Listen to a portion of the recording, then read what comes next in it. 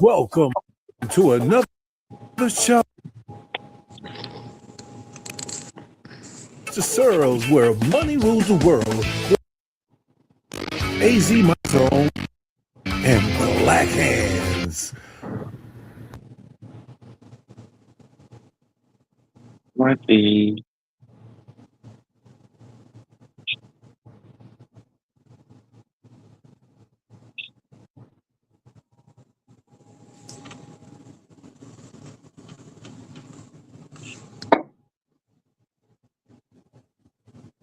Come on, man. What the fuck? Spinning wheel of death.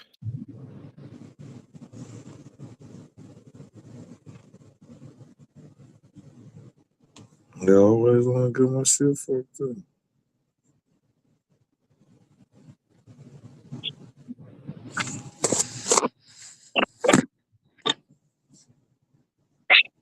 Well, at some point, we got to talk about Kwame Brown trying to find his place in the YouTube world. Guests.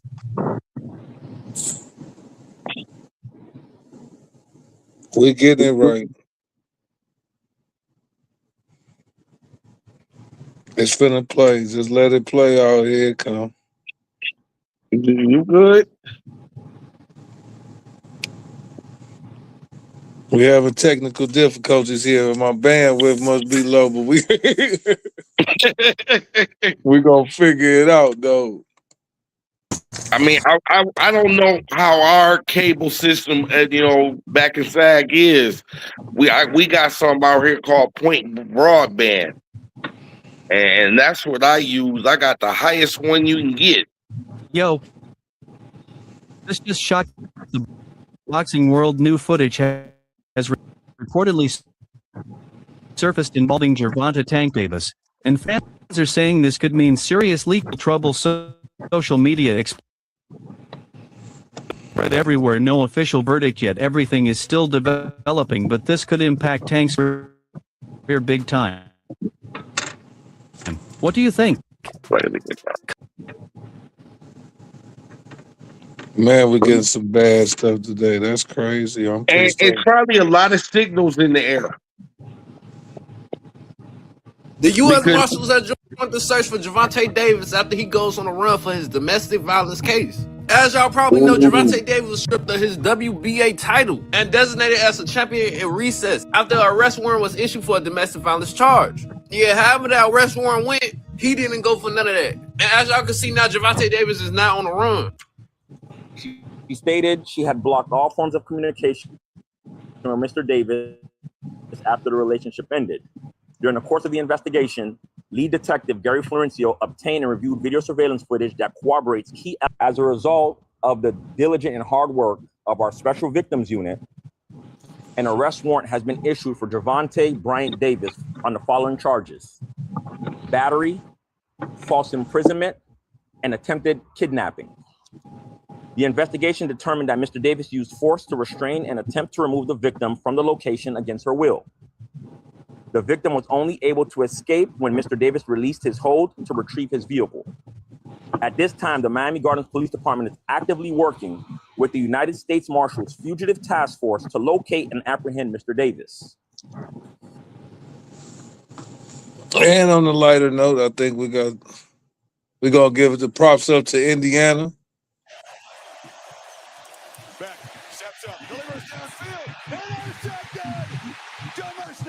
Damn good football game. Damn good football game right there. Damn good football game. All right, but anyway, there we go. We're gonna little small breakdown, a little couple things that's going on. Can we start with Gervonta Davis? Yes.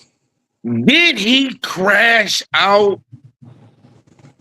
Is he doing like that's a crash out?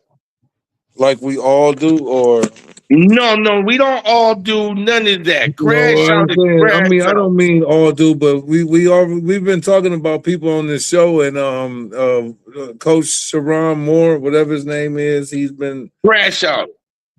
I saw something today that the ladies, he's still fucking up and trying to get a hold of the lady. And she said she paid for her life because he's still acting out.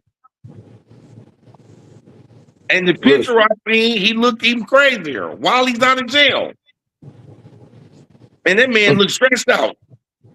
So they ain't caught him yet, right? I mean, as of still lately, I think You he's talking still about on the run. Gervonta Davis? Are you talking about Sharon Moore or I'm talking Davis? about Davis right now. The new $1 million class out. No, they have not caught him. I ain't seen nothing on that they caught him yet. They'll find him in Atlanta somewhere. Seems to be where a lot of cats want to run to when they get on the run.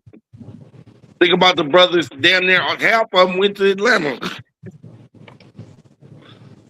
What's going on, Black Hands? What's going on with you, man? What's going on, JOE? Welcome to another show. This is your host, Chester Searles with Money Rules the World. We're going to figure out a couple more things today. We talk about Gervonta Tank Davis. We're going to go through talking with the fellas about Indiana winning that championship. And we also have some Super Bowl predictions. I guess our picks and who's going to be there. And we'll go through those shortly. But what's going on, Black Hands? Yeah. It's a pleasure to be here.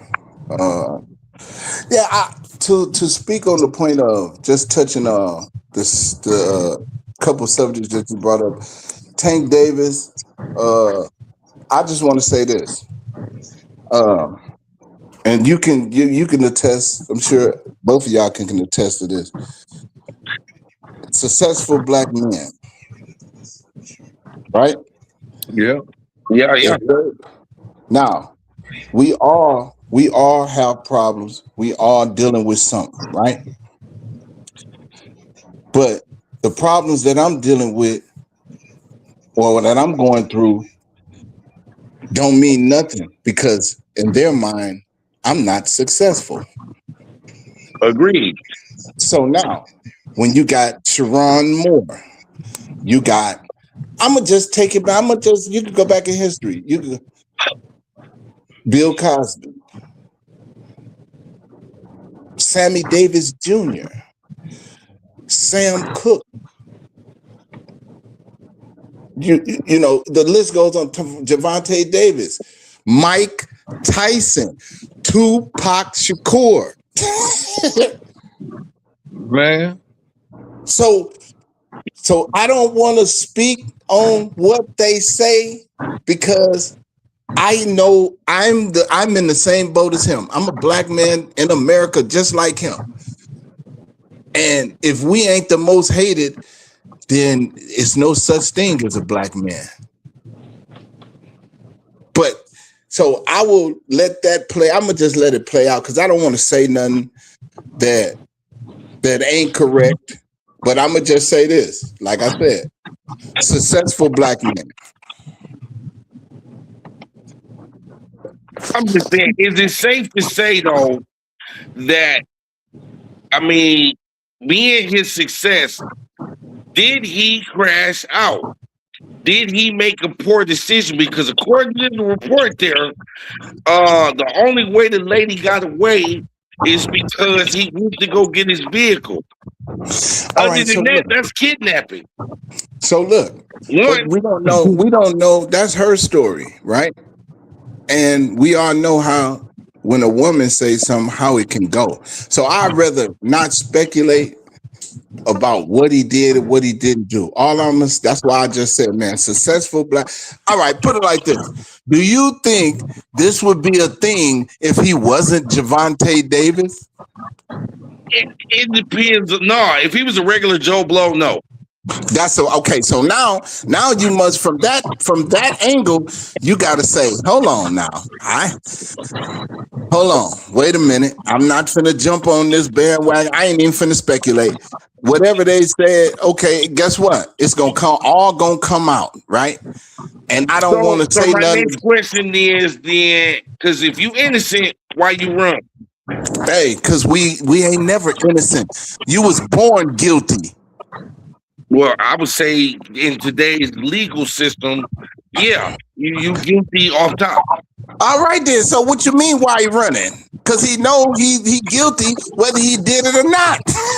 I mean, shit. But okay, So I'm just saying. Puffy didn't run. Puffy didn't run, No, and Puffy he got couldn't slapped run. on the wrist. No, Puffy couldn't run. And When he they a got bigger name than Gervonta Davis. No, you know what? When they picked Puff up, he was in jail. He ain't been out no more. He couldn't run. No, they didn't let him out. Right, so he couldn't run, and he ain't even know they was coming to get him when they came to get him. Well, who knows when they coming to get you? Right. So now they stripped his passport, all that, so he couldn't run. Don't you think if they would have left Puff with the passport, Puff would have been gone with all that money and came back 10 years later, and they couldn't have did shit? Statute of limitations. I believe that. So, but what I'm saying is, here we go. I'm gonna say these names, that I would repeat them, like just a couple of them. Mike Tyson. Man. Did Mike Tyson really rape that woman? No, you don't show up at 2-3 in the morning and don't expect to get some Okay. dick. Tupac Shakur. Is that Tupac Shakur. Did he really rape that woman? Groupie. No, she didn't. No, she came out after the shit was over and actually said he didn't do it. Yes, groupie. Okay, so now with that, fast forward to Gervonta Davis. You think is he gonna win? Well, that makes a very valid point. I'm just saying, if he did it, he's gonna get what he got coming. But if he didn't, he's still gonna get what he got coming. what he ain't got coming? So what's the difference, bro? I mean, it could come down to he say, she say, but it don't look good. It never looks good. We understand and we're saying from what we know, because you're guilty until proven innocent. Guess what? The people that's chasing him, they know why he running. Yeah, I was about to say, is it bigger than that? Because they're trying to say he kidnapping, held her. What's the other one when they kidnap kids and put them in a cage? It's called something else legally. Inhumane conditions. No. But when they kidnap them and you're holding them in a room, Bonded. Hostage. Yeah, because then that's a separate. So he got holding a hostage charge on him and attempted kidnapping. So this is the thing. So like I say, man, and then guess what? Who knows? Gervonta Davis probably did. He could have. I ain't gonna say probably because I'm gonna give him the benefit of that. I'm gonna say this. He might have done all of those things. He does have a very high profile YN image. Well, that's that's the same thing with Mike Tyson. That's the same thing with Tupac Shakur. So you're guilty because of your past. I'm gonna name another one. Damian Ashley Trice. Man. So, and that's a real life tangible situation, not a celebrity, not a superstar, not a millionaire. No. But look, the same situation. So, like I say, man, I don't want to speculate. I just know this. Whatever he did, he gonna have to answer to God. And regardless. And that's what it is. And if God say he didn't do it, guess what? He ain't do it. Regardless of what she say or what them people say. You know what I'm saying? So I'm looking at the fact he didn't kill her. Nobody said nothing about no gun. He held her against, with a pistol. Now, this is what I want to know. This is what I want to know. Where were they? Was she at his house or was he at her house? Because so now if she's at his house, now the whole narrative changes now. Yeah. and whatever. And if he was at her house, then how did you let him in? He didn't break in. So we got to wait for a little more details to come out about what come out. Yeah, a little bit more, and just see, man, because this is my thing. I'm gun shy because I know how they treat by history. They'll treat you, you know what I mean? So, and then we got the black woman, straight. She the worst enemy to you than they are. Man, I'm just saying. You know, we talking reality, man. So I just want to wait and see, you know, what it is. And I already know, I can damn near say he fucked up anyway. So yeah, we just waiting on the outcome. Yeah, all we can do is really just let this one play out. All we can do is let it play out. Because 9 times, well, guess what? I bet money he's already guilty. Because he's guilty in the public, in the court of public opinion already. The moment he ran, he fucked up his public opinion. No, not when he ran. The moment that she called the police, he was already guilty. That's what I'm saying. I mean, because at this point, us included, it's now on 91 streaming platforms. So this is some validity. So he's already but that's the validity of public opinion. That's why I don't like to speak on it, because I don't want to say nothing and be like, yeah, he did this, and man, you know what? But that nigga always been. That's what it is. That nigga been doing that since. Man, you ain't remember. Man, listen. That's what I don't want to do. You know what I'm talking about? And it's so easy to do it, right? It's so easy to say, okay, well, this dude get high, right? Just say, for example, they caught some dope in the car. Oh, well, that nigga been getting high since 82. But I don't want to do that, because that don't just because it was some dope in the car, it probably wasn't even his though. You see that? But we gonna automatically jump on because he did what he did in the past. When you're in a financial, a better situation, you shouldn't even have to have that attested. What you mean? I don't understand. He found some dope in the car. You tell me, if you got a #1 hit TV show, are you going to be anywhere where it can be construed that you got dope in the car? Hey, anything can happen, man. Listen, money, I ain't never told you this story. That shit happened to me. It happened to me before. It just so happened I found it. So was it your car? Yeah, it was my car.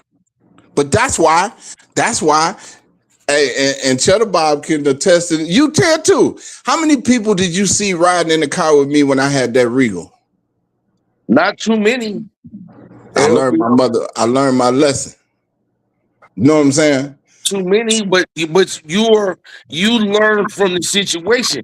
It's people that start great businesses and still be trying to tip the fence. Well, that's what's wrong.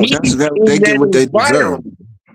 Yeah, I get. Yeah, and then I get it, because it is what it is. Some people like don't being learn. a dirtbag dude, and then one day, after 5 years of prison, you change your life.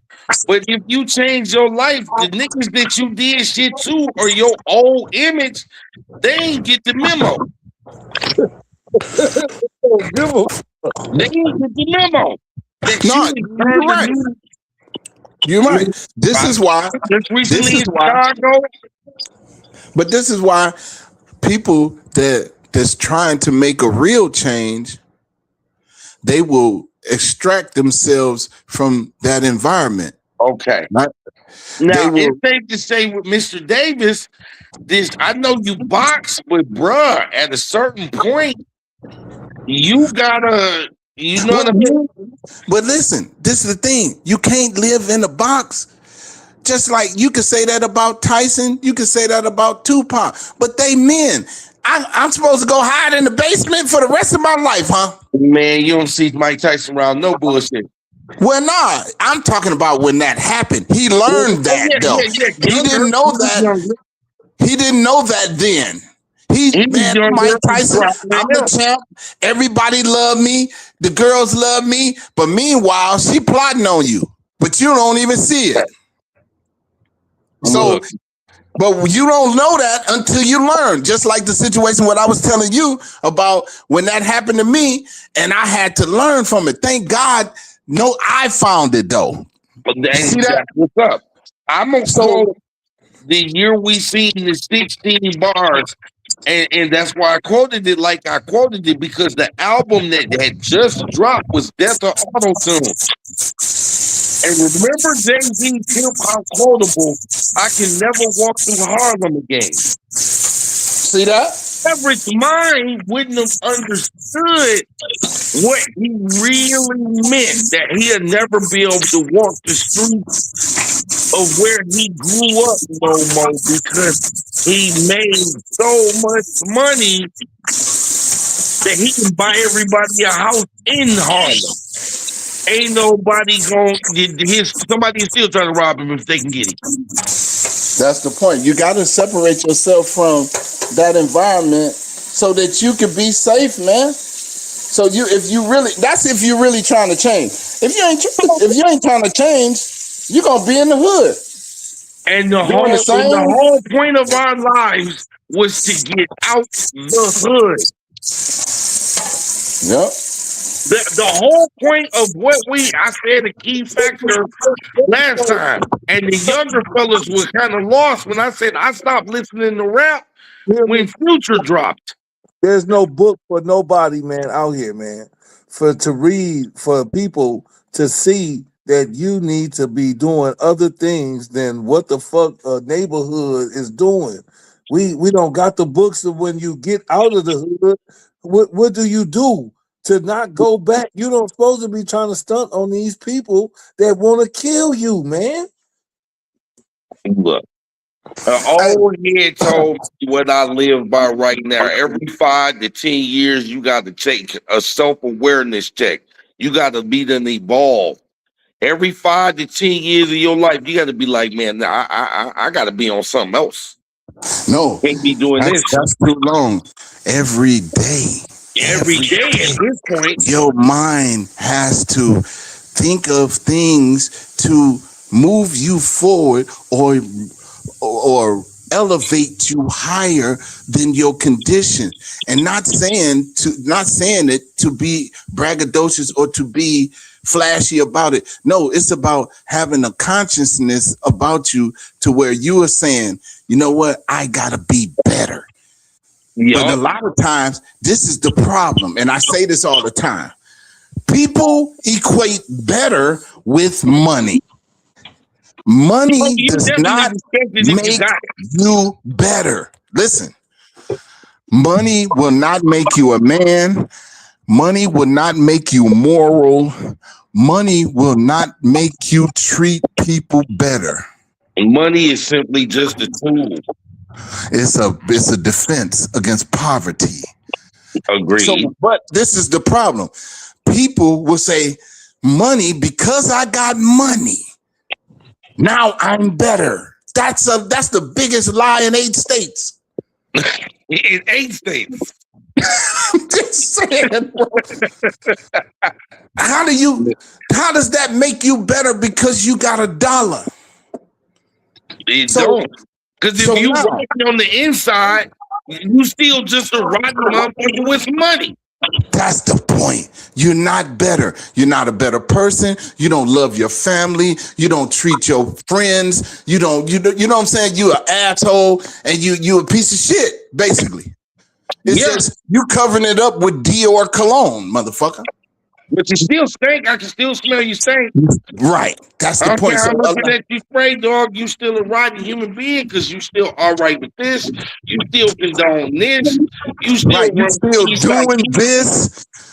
You know, you still supporting this. And that's you're not better. You're not better. You just a rotten motherfucker with some good clothes on, with some like designer clothes and a nice car.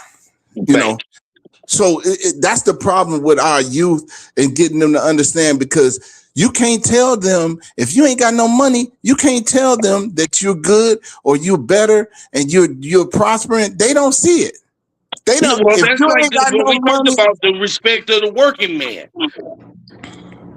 right?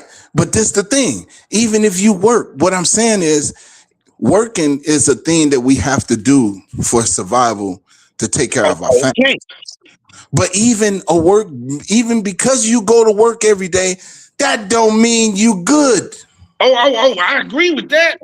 So it's more to it to being a But real I'm piggybacking man. off what you just said about the respect level, and they don't even respect a man that makes that kind of money.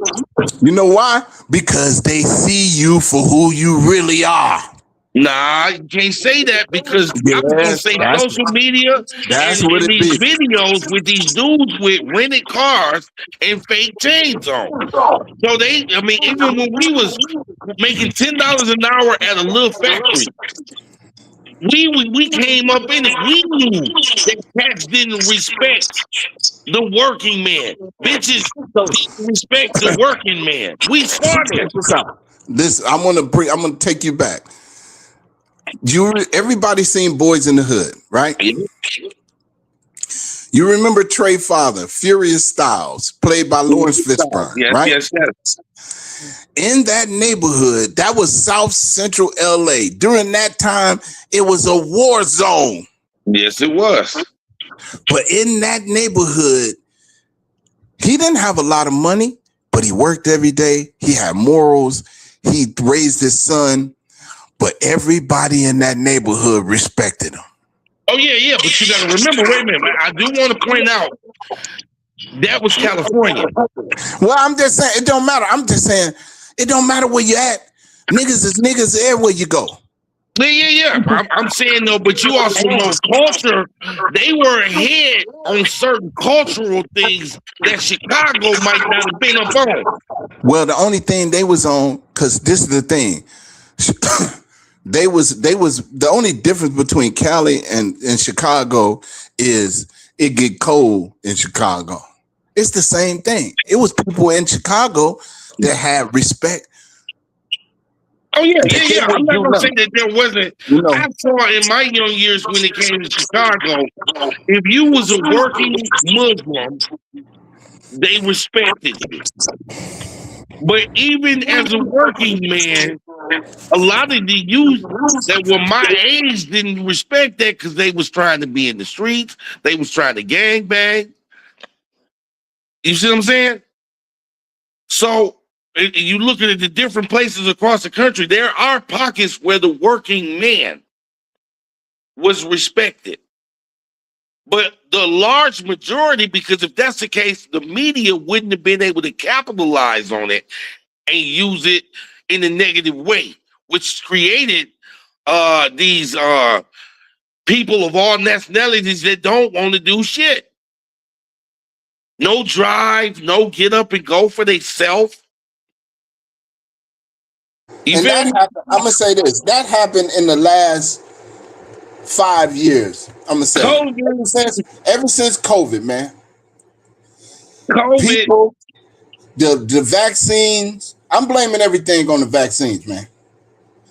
If you took that vaccine, you crazy as hell right now. You don't want to do nothing. It's something that could activate in you. Yes, and I could be wrong, but that's just my take. I'm gonna hit you with this. We was talking about it earlier today, me and my old lady. Not only the vaccine, we can't pinpoint it because there's so much negative energy and so much misdirection being put out there to cover. It's almost like it covered if it really was the vaccine, or did the devil just make these people crazy? I can hear that. I'll rock with that too. Bro, I've seen some stuff. All I know is the reason why I say that is because of the time period. Yeah. When the shit went crazy. Because it wasn't bad 5 years ago. Right. But that was the beginning of the pandemic, though, when you think about it. 2020 is 2026 January. So that's basically 5 years. So it hadn't the wave hadn't came yet. The wave hadn't hit. And now, I mean, I'm watching the news tomorrow, or when it get to like 20 degrees during the daytime, I want to see how many of them people actually be out there protesting. Because I know my black ass, for no amount of money, is going to stand out there in 20-degree weather and protest. Antifa. That's Antifa. Don't get it twisted. No. We firmly believe that they paid.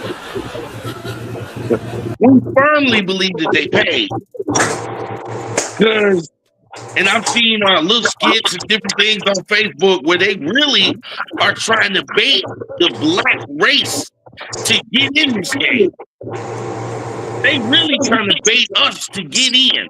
Hey, I said this almost 2 years ago. I mean, when we first started the podcast, mind your business, black man. Yeah, this ain't got nothing to do with us. Mind your business, black man. Mind your business. Stay out that fight. If your business ain't they business, mind your business, man. Black man. Stay out that fight. Oh, what I was gonna say about Gervonta Tank Davis, man, and just like how I said about Sharon Moore, I hope he gets his help and basically stop using your time for bullshit, man. It's like if you have idle time, that's when things are gonna go wrong, man. And I'll be honest too about it. It's like I'm glad I got the show, man, because I'm able to do something different. I'm able to create things, and it keeps my brain moving. It's just having something to do, man. Yeah. I want to ask you, if you had Gervonta Davis's money, would you, in good sense, even with all the women in the world that his kind of money would lead you to, would you have that problem? I bet you the police wouldn't be looking for me. Too many damn women in the world. I'm gonna go back to what I said earlier. Mike Tyson and Tupac Shakur. So are you saying that are you insinuating that maybe somebody put him in that predicament? No, what I'm saying is it don't matter where a black man is. If he's successful, he's a target. Now, you might not know you the target until it's too late. But when you look at the history of how they go after successful black men, it's almost inevitable unless you stay in the basement and lock yourself in the fucking basement. Hey, you gotta stay in the lab. If they want you, they will put a case on you. They will get you. So in other words, it's safe to say, now because men go through this of all colors. So the advice you see me to give is, especially black men, but men, if you got some money or something going on for yourself, stay in the lab.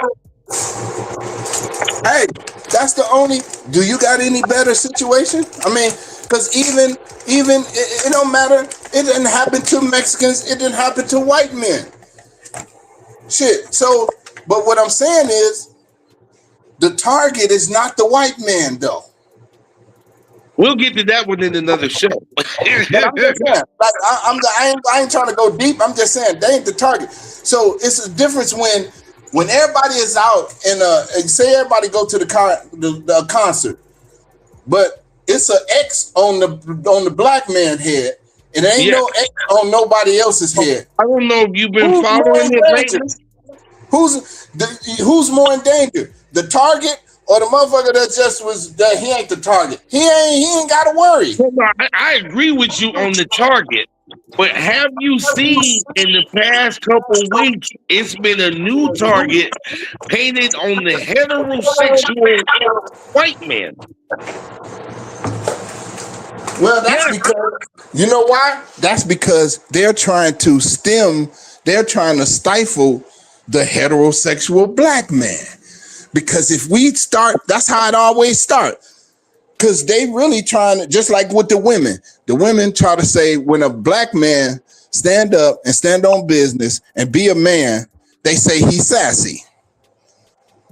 Nah, I ain't never heard it under them senses. What? I've heard it with this new thing. They trying to say, "Oh, the heterosexual man must be a Republican." Have you ever heard of the term masculine, toxic masculinity? Yeah. Masculinity. Masculinity. Okay. They threw that out there first. I just want to say. Okay, that was targeted. That wasn't targeted to black white men. White woman wasn't talking about that. It was black women talking about black men. Yes, it was. So now, this is what. Listen, this is the problem. I'm just explaining that you're a target, whether you got money or not. Yeah. Well, we agree with that. But if you got money and you're successful and you're a black man, watch the fuck out. That's all I'm saying. And I'm definitely not going. There's nothing bad to say about that because you're 100% correct. So from that standpoint, can you say what you said? Well, if I had that money, no, because if you had that money, you would be the target. If I'm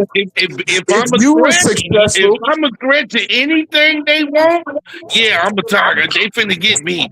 That's all I'm saying. Now, whether they get you with a woman or they get you with a dumb nigga fucking with you, however they get you, they got you. That's the point. So you just got to be careful, man. Yeah, you got to move real diligently. Make your moves and don't be stupid out here in these streets, man. Let me quote Tupac. Since you said Tupac today, I'm just going to say the words. All right, every move is a calculated step. Right. Every move is a calculated step. And Tupac was a conscious dude. He knew. Yeah. He was definitely ahead of his time. Even within his consciousness, he still fell. See that? He knew, and he still fell. I firmly agree with that. So it's a tough game, man. It's a hell of a game, but that's the truth. But go ahead, Cheddar. I just think moving in silence, man, is like the new, the real shit, because your friends are going to try to sabotage you, and your enemies is going to hate on it anyway. So what's sad is people will support you that don't even know you. This is what's crazy, because even with the Tank Davis thing, you got to think you got to have a team around you, man, that's telling you right from wrong and keeping you out of these situations. Why is you out here with all these millions of dollars and you don't know how to fucking sit your ass down? Like, I mean, well, you said something about with moving silence. Do you know where that term really gained traction? Where? Pocket watching. Pocket watching made those with common sense move in silence. Forced them to move in silence because motherfuckers will kill your ass. They won't even kill you for what you got. They'll kill you to get you out the way. So people that surrounding you, believe me, I ain't saying that, you know, and our crew or nothing like that. It's just that everybody's got that crew where somebody is not with the shit. We've learned to adapt. Hey, wouldn't you say that, Judah? We've learned to adapt the survivors. Whether you've made somebody your life from the trailer park, whether you from the barrio, or whether you from the hood and you didn't survive, because remember, we come from an era where 25 they was calling you an OG, and it's a lot of people that we know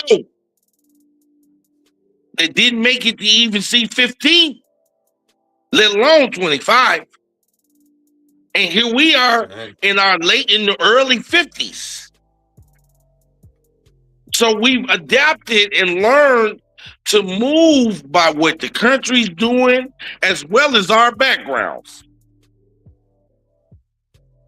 Yeah, it's just a crazy thing, man, to know that if you got millions of dollars and you can't hold your temper. So you kind of actually correlate money with how much of an asshole you are. That's just the only equivalence. That's the only equivalence that I can come up with. Like maybe Bill Gates, he might be one of the nicest guys ever in front Ain't of people. something wrong with that dude. But behind his people that work for him up close, he probably fucking hates them. Like treats them like Anytime shit. you trying to sell the identity of eating a bug and then saying that back in the Stone Ages, that's what we did, stop it. There's something wrong with that man, and he is living proof that you can have a lot of money and be a piece of shit. All right, see, this what you don't understand about that money. That's what they did. He ain't lying. Yeah. You ain't do that shit. We didn't do that shit. That's what they did. So he ain't lying. He ain't lying. But go ahead. But to try to sell that, and like you said, it goes down to you can have money and really still be a piece of shit. Saying that, who is he selling that to?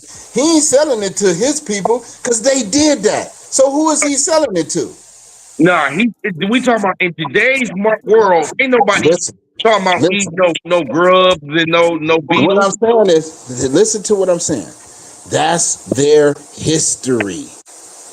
I mean, it could be pointed out because a lot of people don't know that came from a Caucasian history. So is he trying to sell it back to his people? They already do that. He's trying to sell it. Those people, when you're at that level and you're a piece of shit, you don't care who you trying to sell the bullshit to. They don't care about you like that no more. I beg the difference. It's the reason why I say it, because it's a classism thing, like we talked about yesterday. You got to remember, there is a target that you are. I mean, we are the target, and we need to always be vigilant about that. That's what I'm saying. But at the end of the day, we ain't got no damn money, so he ain't trying to sell that shit to us. No, because yes, he is, because that's the whole purpose. Yeah, it don't cost nothing to eat a bug. They fly around, motherfucker. You don't need no money for that. Motherfucker, Africa's been doing that shit. All them commercials, they been eating flies. Shit. They've been having. Hey, but guess what? Think about this. Why? Why did they have to? Africa is the richest continent on the earth. So why is they over there eating flies? Why is they over there eating flies and starving and they ain't got clean water? I'll never understand. They want to paint that picture to us that it's trash. I saw a tribe. I don't know if y'all watch National Geographic and shit like that, but I saw a tribe, and they all looked like they was hungry, and the commercials said they needed help. But you saw a cow buckets of water. You saw sheep, and they were dang, and I'm thinking, eat the damn cow. I want to say this before we get away from it. To piggyback or lamb back off of what Cheddar Bob said. The reason why is because their resources has been stolen by colonizers. That's how you can be from Ghana and be poor as hell, but under your feet is gold, is bauxite, is titanium, is oil, is silver, but you poor. How? The colonizers. Look up the scramble for Africa. Google that, Chet, when you get time, and put it on the screen, bro. We're gonna learn something today. Google the scramble for Africa. And that's going to tell you why they got flies in their eyes and pot bellies. I'll mute my mic. He said, I'll mute my mic. Well, we know they definitely got resources that China and other countries have gone over there and exploited. Oh, he said the scramble for Africa. Yep, I'm looking at it now. Can you still hear me? We hear you loud and clear. Yeah, I hear you. I hear you. Okay. All right. I'd like to see that. Yeah, we all know. We all know. Oh, scramble for Africa. There we go.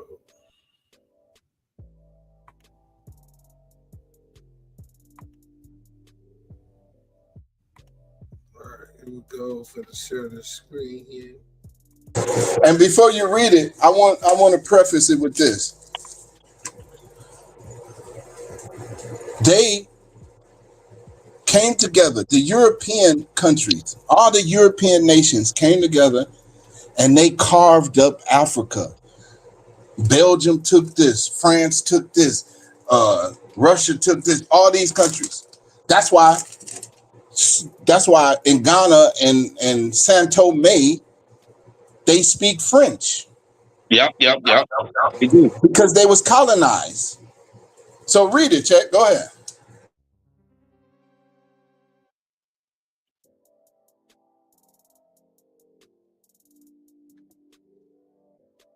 I'm finna to. I gotta switch my screens. Here I come.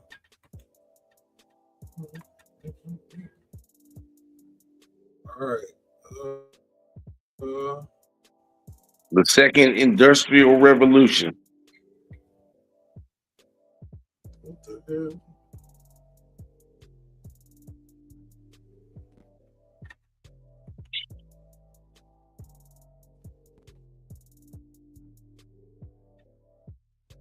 All right, here we go. Makes sense?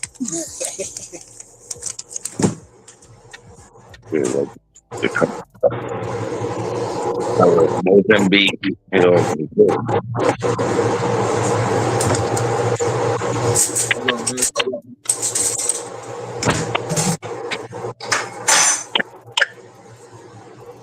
Okie dokie. Y'all see it, right? I'm gonna read it though.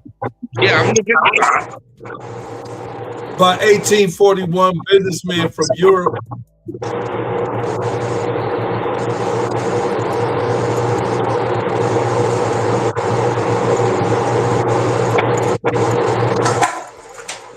You went out. You broke up. Oh Lord, he covering in the bit that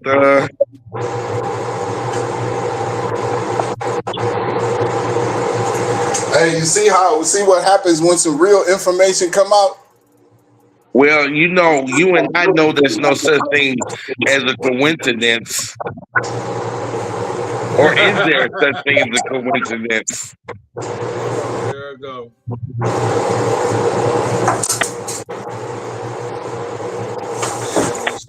Hey, long as we was talking about Gervonta Davis and the football game and you see that? Well, we understand it.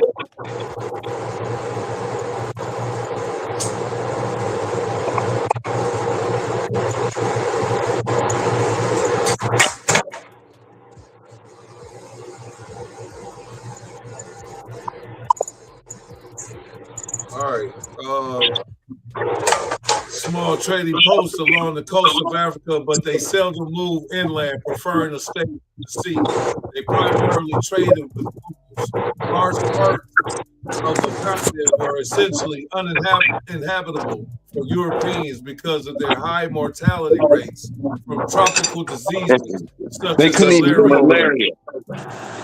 In the middle of the 19th century, Europeans explorers mapped much of East Africa and Central Africa. As late as the 1870s, Europeans controlled approximately 10% of the African continent, with all their territories located near the coast. The most important holdings were Angola, Mozambique, held by Portugal. No, so listen, this is the thing. You got to ask yourself, what the hell what do they got to do with Africa? Why are they there? Why are they there? Well, we know why, the resources. Okay, so now that you understand that's why they there, now you can understand why Africa. So it is poor places in Africa. Likewise, there's nice places. But the reason why it's poor is because of that.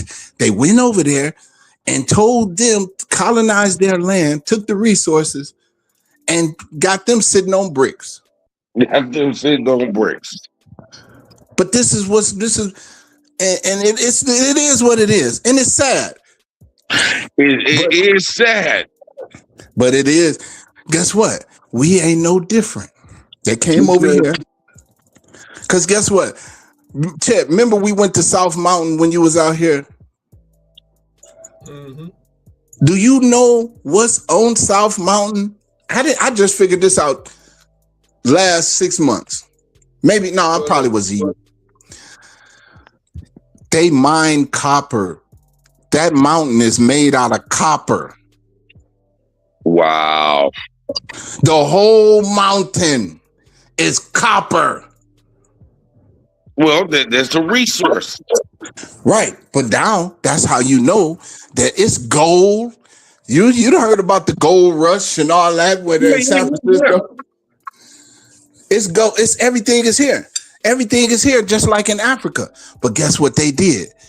They colonized the Eastern Hemisphere and came over here and colonized the Western Hemisphere. You gotta understand what's going on, bro. You gotta understand. But wait a minute, I got a question. Do you blame them? Well, I don't blame. I can't blame them. The only reason why I blame them is because it ain't yours, motherfucker. This don't belong to you. Yeah, I was going to say, at the end of the day, I can say I blame them because I'm not a man that condones stealing from anybody. I get it. That's what I don't respect that. Now, if you bought it and you attained it rightfully and lawfully, I don't blame you because I would have did the same thing. But when you kill, way to get it lawfully. But let's go back. Let's go back. Hey, war is not lawful. In that time in history, though, it was real lawless. No, we're not talking about. That's the problem. That's the problem. It was not lawless. It was laws in place. They knew what they weren't supposed to do that. But guess what? They said, "Who's gonna stop us?" That's the problem. So because can't nobody stop. Okay, so you're gonna tell me now. Just hear me out. You gonna go rape a girl because ain't no police around? Nah, we know there's laws. Okay, no, ain't no. I'm talking about ain't no police. No, I'm morally no. Okay, then. So what are you talking about? Morally you no. What I'm saying? So you only going to do something because the white. Hold on. I got a question right now that would probably. I hope it breaks the internet because how does a person really know right from wrong from life when you're just starting out? But I don't know if you understand what I'm saying. Like if you're taught right from wrong. But here you go. A baby knows not to go tear open the tea bags, right? Not really. You leave that baby alone for 10 minutes, and all the goddamn tea bags is gonna be ripped open because nobody has taught them not to do it. And this is what I'm saying: if you're seeing something for the first time, do you know it's wrong or not, or does something in your brain say this shit ain't right? Well, I'm gonna say this. I get what you're saying, and this is how I'm gonna answer that. This is how I'm gonna answer it. A baby has to be taught, right? Right from wrong. Don't do this, don't do that. But some babies know without you even teaching them that I shouldn't do this. That's why they sneak and do things, right? And I know we all got kids and we all witnessed them sneaking around trying to do something. You know that. Look at him. You like, look at him. He know I told him. He know better. But look, you said the word I told him. No, not always though. Not always. When they sneaking around, you're like, what are you doing? I got a hypothetical when you done. Hold on. Listen, I'm just saying. But the difference between a baby and a grown man is, you know what? Would I want somebody to do that to me? How about that question? You're right. That's how you know. Ain't nobody told you nothing. Now, I'm gonna take you into a time loop. I'm gonna take you into a time loop. Me and you and Cheddar Bob. We say we gonna go hop on this brand new boat I bought. And we gonna go fishing out in the ocean, and we get lost. The wind roars, and we land on the island. Now we know gold is everything where we come from, but we stumble upon on this island a tribe. And we walk in the cave where these tribesmen been going in and out, and they befriend us. They looking at us, but they worship the gold that we see in the tunnels. And we looking like, hey, you know, we had all this gold back where we from, we'd be unstoppable. But they not gonna let us get this gold because they worship us. They worship it.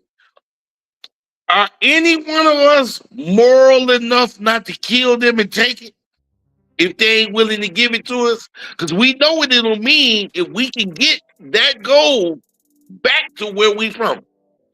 Hey, and I'm going to say this, not from where I stand today, because you already know that answer. I'm talking about the 1999 KT.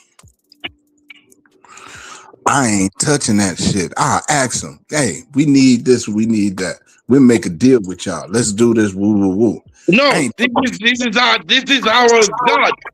No. But I'm saying, listen to, okay, it's no then.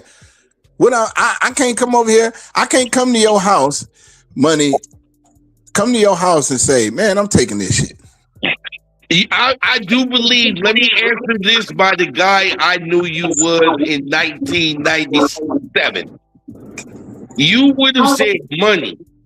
Worst case scenario, this, but money, I want you to take all of them over on the other side of the island and distract them because I don't want to do nothing to them. That's the guy I know. Well, and then and worst case scenario, we'd have whacked them. I mean, the only way in 1997. In 97. I'm just saying in 97. I always, just like I said about, you always chose to do good first, if you could. That's the point right there. You know that's me. Now, those people, when they colonized Africa. Now, if they was, hold on, let me say this. Now, if they was on some bullshit and trying to fuck over us, that's a whole different story. That's a whole different story. Now, it's safe to say them Ethiopians weren't trying to fuck them folks over. They came over there with false tongue and said, we come in peace, seen them resources and said, we gonna get this shit one way or the other. And they did. And that's an evil man. And guess what? All that he got, it's an evil world. It's coming back.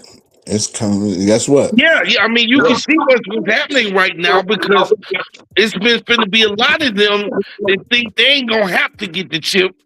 That's going to end up having to get it. You said pastrami sandwiches. And I truly believe there's going to be a lot of 600,000 millionaire wives, some men, if you into that thing, that's going to be in positions where they will be willing to do whatever or let you do whatever to them for said pastrami sandwiches. And you can already see little cracks that are happening to people. That's gonna happen next. So read that. I see it on the screen, Chet. About the 2 to 3 year old. I had that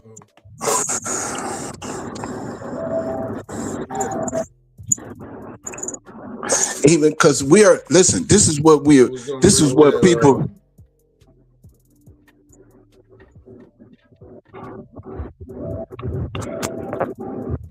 It says children begin to understand right from wrong at different ages, typically starting around 2 to 3 years old. At this age, they often base their understanding on punishment and reward. By ages 4 through 5, children start to grasp the concepts of good and bad more distinctly, although their sense of morality is still quite concrete and inflexible. As they grow older, particularly around 7 to 8 years, they begin to develop a more nuanced understanding of morality, influenced by their experiences and social interactions.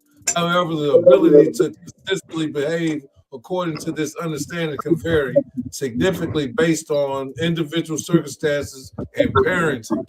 So I do believe that parents is a big thing in it and giving information. So You're right, but check this out. You done seen 2 kids, little kids. When one have a toy, he'd take his toy. The one that was his toy. He'd be like, "Hey," he'll start crying. That's the alarm. Why? Is he saying it because he know that's good and right to do? No, he's saying he's crying because he took that's mine. You see that? And it ain't his. And it ain't his. So they already know that. And he didn't have to be taught that. He like, if you gave your son something and he go to school, the motherfucker take it from him, he gonna be like, hold on, this ain't how it go. I'm gonna go darker than that. If you got a little kid that's the politest kid in the world, but he like ripping the head off animals and killing them, and you tell him, son or daughter, that's not acceptable right behavior, yet he still gets enjoyment from doing it. You know, he know right from wrong. It's something wrong with him or her. Listen, that's the whole point I was making about them people. There's something wrong with them. They don't have a soul. They don't. They don't have a soul. So I wouldn't say that because I can't prove that. Well, in the Bible, I'm saying, okay, all right. So wait, watch this. Just hold on. I'm gonna mute my mic. Watch this. I believe that. As soon as you said that, man, I'm gonna try to post it.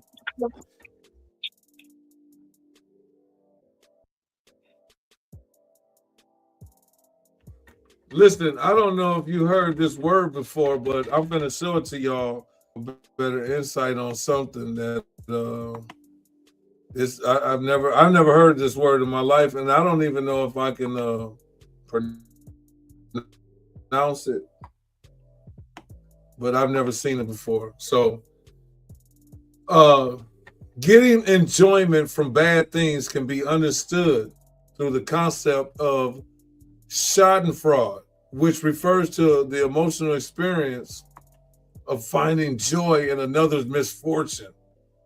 Okay, they made a word to evolutionary roots. It can serve as a coping mechanism, proving a sense of validation and self-worth.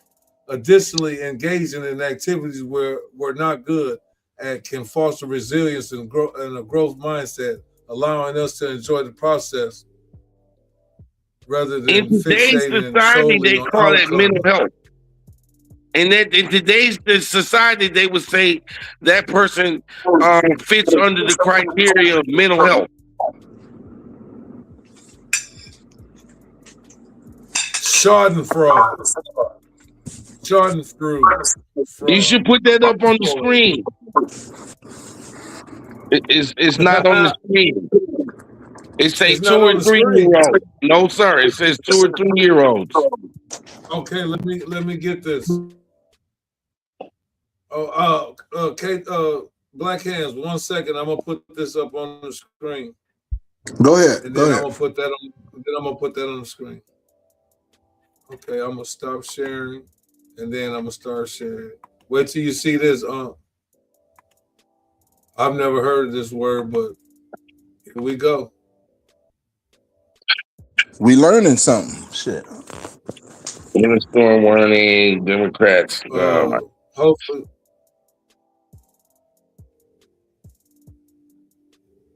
Okay, can y'all see that? I see it on one platform. It's still buffering on the big one. There we go.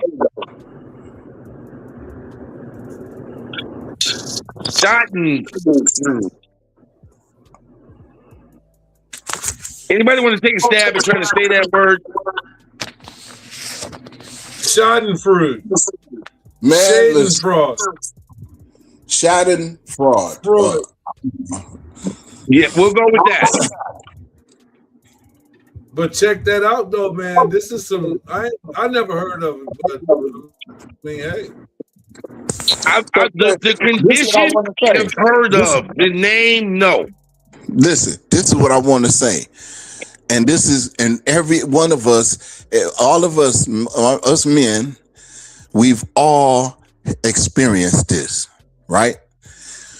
Why is it so good when you got a girl and you go hit another one? That's what it's talking about right there, that word. You know it's wrong. You know you shouldn't do it, but that should be fire. You know what I'm saying? Yeah, wow. You feel me? Is it adrenaline? That's that word. That's that word, what you just said. That's what it is. No. The Schadenfreude, how to respond when bad things happen. And that word is saying about people who get enjoyment from the suffering of others. Well, that's what. So listen, no, it ain't. It ain't because your girl. Guess what? Yeah. When your girl find out, guess what? When your girl find out, is she happy? She's not gonna be happy. Does she feel good?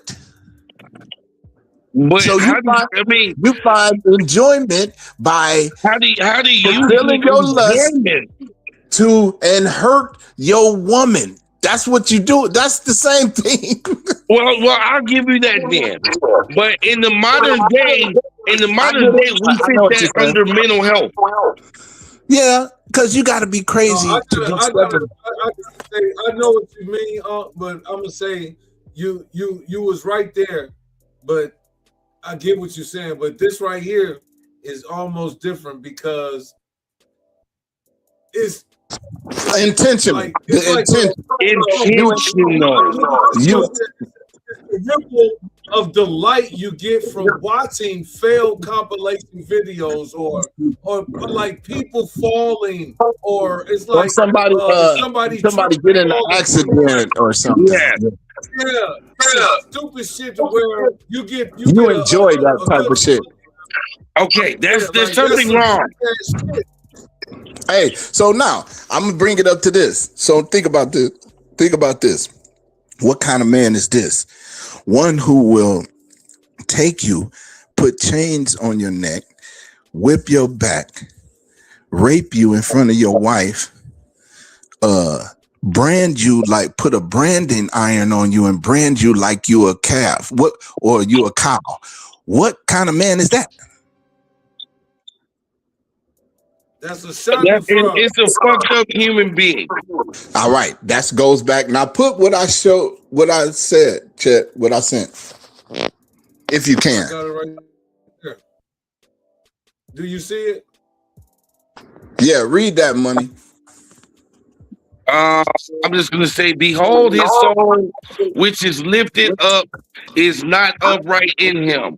That's it right there. Just shall live by his faith. That's it right there. Telling you that his soul is not right. He ain't right. That man who I just described, who will take people. But I understand, but is that not Is that in the King James? Yes, sir. Yes, That's in the sir. King James. That's the book of Habakkuk, chapter 2 and verse 4.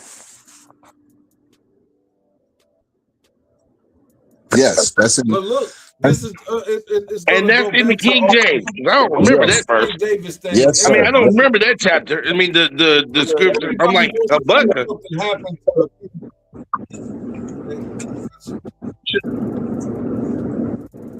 all I know is this. We always want something to happen bad to our people, man. I'm telling you, I believe that the reason why stuff is keep happening because everybody wants something to happen. I believe our No, brains because are everybody wired don't with this. want something to happen. No, yes, they do. They pull out their phones when somebody fighting. We do all this bullshit, man. We And won't go call. into a They time where won't call the police. They gonna pull out their phone and put it Okay. in the What live was stream. that we watched? the The man was on fire. The man was on fire, and they stood there with their phone. That's the world we live in, and there was no color on that. People of multiple nationalities were programmed. They're programmed to pull out their phone and get clicks and likes on TikTok rather than put the man or the woman out. The fire. I blame it on the vaccine, man. I'm just saying. Cause man, 30 years ago, ain't no way, man. There's no way. Look, can I be real? 5 years ago, 6 years ago. Yeah, I get it. But 6 years ago, I don't think people would have done that. Things are changed. Things done changed, man. Yes. Is this world? Hey, it gets more evil by the second, not by the day. By the second, this world gets more evil, man. I firmly agree with you. So that's why I always try to mention, man, get your life right, man. Get right with God. Because at the end of the day, that's the only measure that we have to righteousness. That's the only. I agree because wow. You don't want to be judged for that. Right. No, we don't want to be judged for nothing, but if we can help it, but especially not that. You know what I'm saying? Yeah. You know? So yeah, and then it's a struggle, man. This thing ain't easy, man. This walk ain't easy. Easier to do wrong than it is to do the right thing. Well, this is what's crazy. They've made it seem like that because I got this analogy. Check this out. Say you married, right? Yeah. And you got a wife at home. It's easier to just go home, man. Yes, but if you want to step out, you got to she got to get the credit card. You got to find a hotel. You got to use somebody else's car because you can't take you see what hoops you got to jump through to do wrong? I agree because I was going to say in today's world, the moral standpoint would be, you know what I'm saying? If you got a good woman at home, what the fuck you going out there to get some pussy from? No, it don't matter. I'm gonna say this: if you got a wife, it's your responsibility to make her a good woman. So if you got a wife, if you're not happy, divorce her. No, well, ain't no divorce. I don't believe in that. Well, that's what God says. So you got to brush up on that. But brush up on that. Ain't no divorce. But if you got one, that's why I say a wicked woman is given as a portion to a wicked man. Meaning, if your wife is a demon, that's because you a demon. If God only gonna give you. So if you change your ways, start doing right, and this woman's still a demon, you just stuck with that? I don't believe it. Well, the only way you can get a divorce is if she cheats or she has sex with another man. So if she don't do those things, but yet you're tortured daily. Yep, you stuck with her. Wow. I mean, I get it. I understand. I ain't saying this ain't my opinion. I'm just saying what God said. Go ahead, Cheddar. I heard you. This part right here was pretty deep that I was reading right here. It was different levels to this shit, man. Okay. Individual personality traits play a significant role. People who score high on measures of narcissism, for example, are more likely to experience intense schadenfreude. This makes sense when you consider that narcissists have an inflated sense of self-importance and are often preoccupied with fantasies of unlimited success and power. Seeing others fail can reinforce their sense of superiority. This is some crazy ass shit. That's Donald Trump. Nah, I was gonna say that could be anybody that feel they some type of person just because they got money. Well, I'm saying, Listen. we don't You're know right. them. We You know want to know Donald why? Trump. You want to know why you're right? I don't know Donald Trump personally. You want to know why you're right? Because I see it already when, like, I'll be honest, y'all. I know exactly what the fuck I've been through with this shit. Just say I go to the store and say I'm finna go buy a lottery scratch-off ticket. Maybe I'm finna buy like 5 of them in a row. There's a person there buying them first, scratching them off, and they're steadily losing. So I'm thinking that if they're steadily losing, the next 5 that I get, I should be winning. I'm loving that she or the guy or the lady in front of me is losing because now I have a better chance at winning. Well, you're not that person that don't describe that letter. I mean that word, because No. you're not wishing that they pass out and die. You see what I'm saying? You know, Yeah, if they lost, if they lost their money. It says seeing others fail can reinforce their sense of superiority. And this is what I'm saying. My reason why I said it that way, I took the joy. I take joy in seeing the person lose at something that I'm trying. I don't know if it makes sense. I hear what you're saying, and I get exactly. I feel your angle on it, and you're right. You're right. And it can also go under absolute power, absolutely corrupt. So what I'm saying is, well, that's the case. Think about this. It's the jackpot on the Powerball is $1 billion, and you got a long line of motherfuckers buying. You're like, man, I hope I get the right one. Shit, you know what I'm saying? I hope they don't win. Well, if they win, I hope we got the same numbers. Exactly. So, but at least you can split the pot. Right. But so I get what you're saying. You're right, because we do that all the time. Like, man, I'm gonna go get this. I'm gonna go get this. But and then too, I still got to say this. It's not like we're hoping you lose. I'm hoping that I win, and we can win together. You know what I'm saying? Yeah, but there's a certain amount of people, and that falls under that word of say I want you to win, but hope you lose. They say I want you to win, but hope you lose. How many times somebody said, "Man, my people just died, man. I'm praying for you, man." That's the only prayer you get right there. That's it. It's over. Ain't nobody doing shit for you no more out here in this world, man. Everybody's gonna people say that when they pray for you, they say they're gonna pray for you. Do you think they really do? You'll never know. You hope that they did. Okay, well, guess what? I'm gonna take it a step further. Those that say I'm gonna pray for you, do you think God heard their prayer? Say they did. I'm not God, so I don't know. Well, in His Word, I'm gonna share some with you. But go ahead. I'm gonna just share it. Go ahead, Cheddar. No, go ahead. No, I was just saying, man. That I'm gonna just put it in the thing so everybody can see it. That's all. And I understand. Yeah, definitely.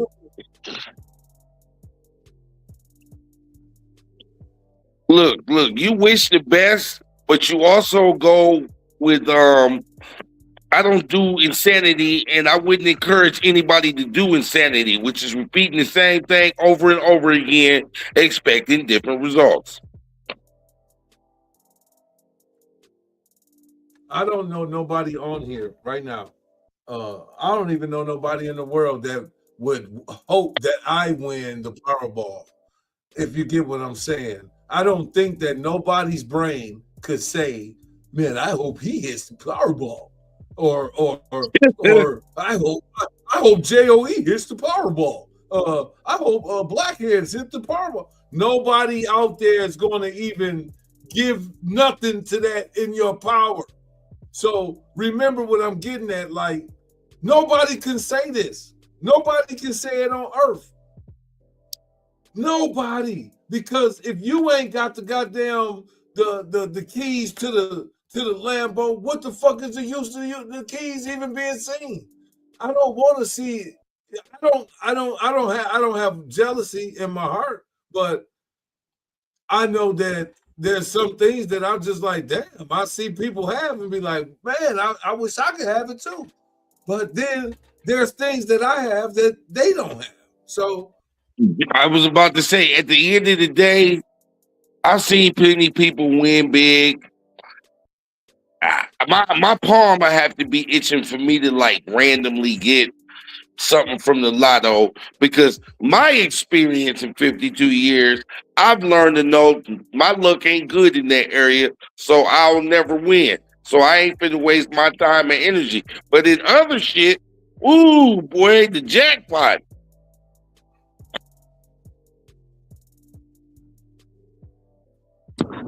I put both of them up there, but because the one explains the other one. The first one said, John, can you put it back up there, Cheddar? No. Oh yeah, read Yeah. that. go ahead. I gotta do something right quick. Go ahead. All right, I'm gonna read it. This Go is the ahead. book of John, chapter 9 and verse 31.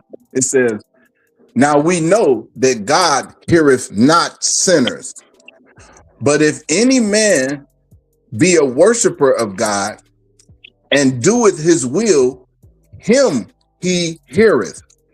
So everybody's not doing God's will. So Agreed. so they not hearing, he's not hearing them. Now go to the next. Yeah. I'm going to show you what the will is. But the standard is, man, prayers up for you, whoop, whoop, whoop. And neither one of us can know what somebody else's life or what they doing in their private life. Guess what? This is why it tell you the signs to look for. Now, this is the will. So you'll know what you got to be doing. The will. This is Psalms chapter 40 and verse 8. It says, I delight to do thy will, oh my God.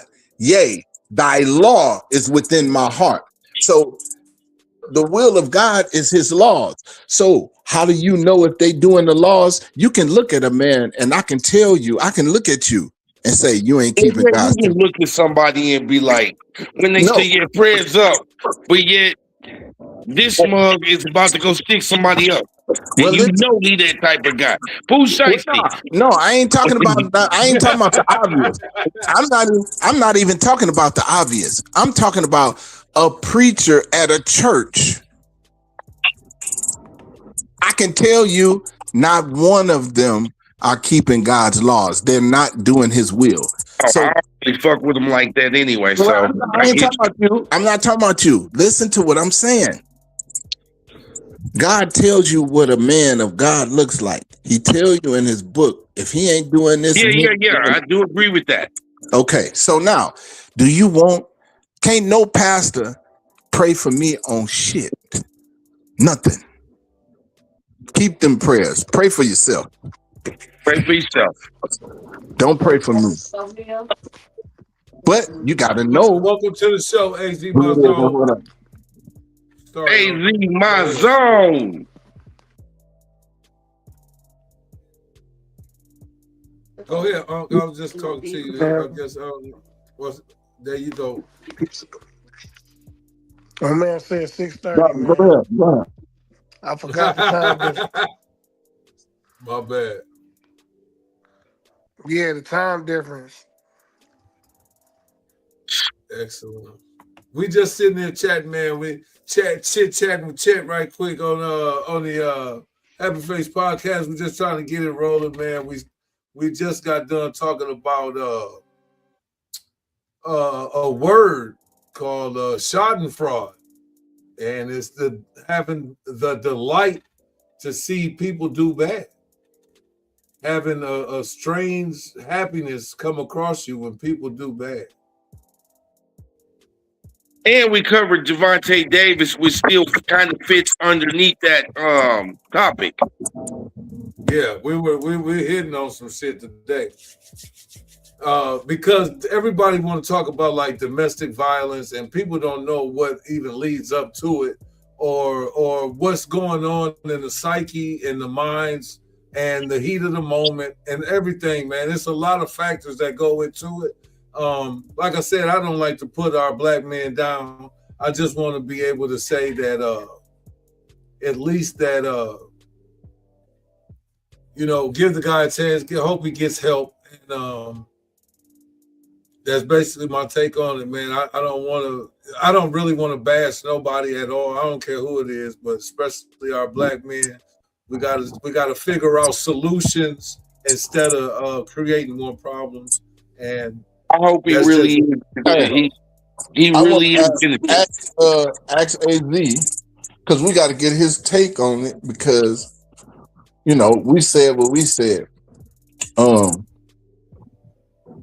do I ask it though? Hold on. I'll come back. I got to figure out how to ask it, so I just want him to be a pure answer. Hold on. I just hope he is innocent. For his sake and others that might look up to him. Even if he ain't innocent, it's the help. Even because it's a common thread with athletes, athletic men with money, black athletes with money. No, don't do it, man. Come on. All right, go ahead. You just go ahead. Go ahead.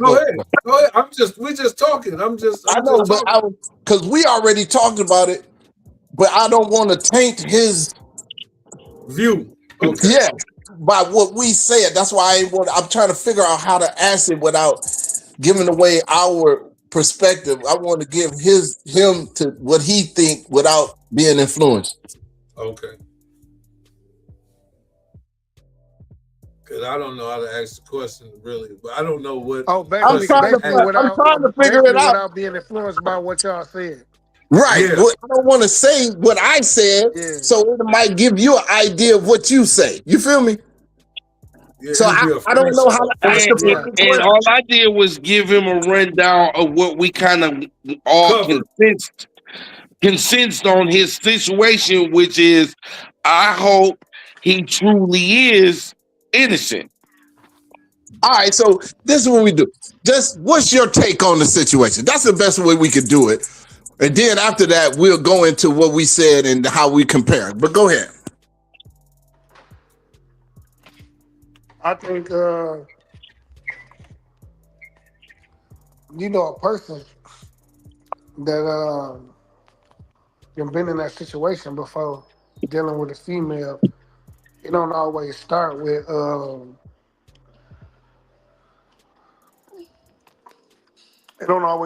male. What's up, baby? It don't always start with the male, right?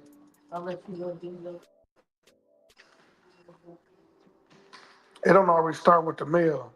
It really start with the responsibility. I think the number one thing that a lot of us as black men, we was never taught the responsibility of being a man. You see what I'm saying?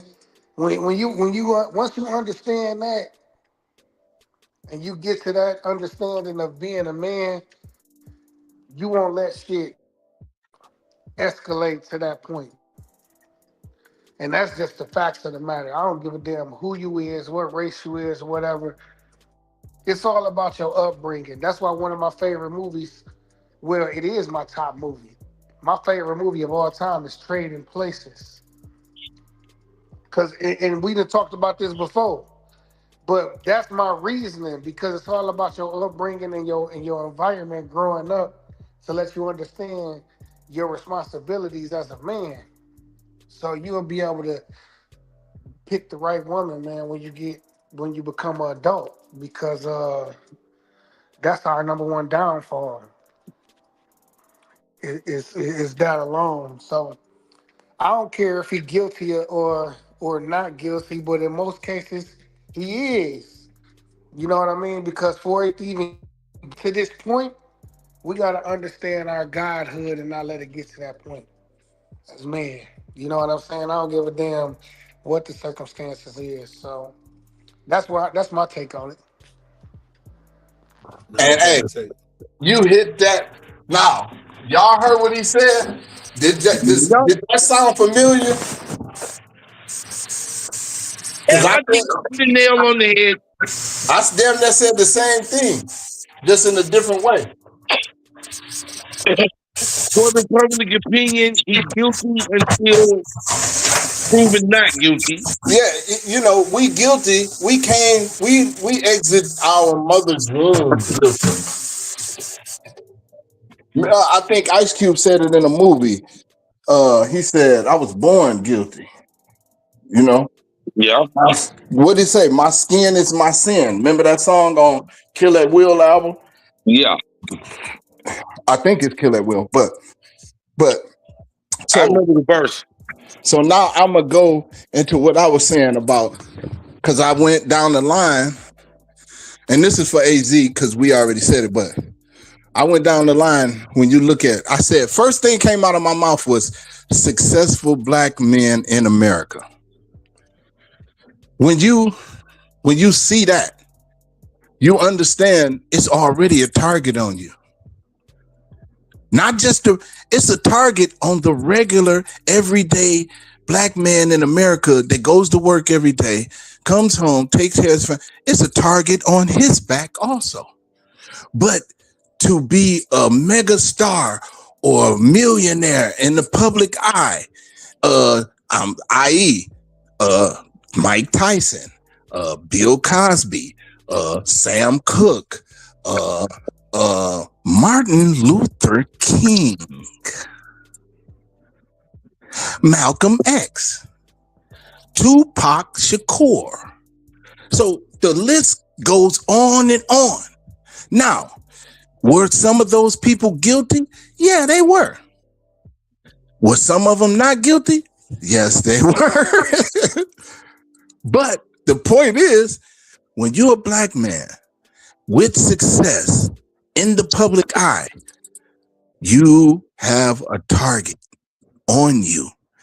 Now, it's up to you to navigate and not move in emotion. Remember I said about the emotional aspect of it. We cannot move in emotion. Because your girl might say something, a girl come up to you and spit in your face and slap you.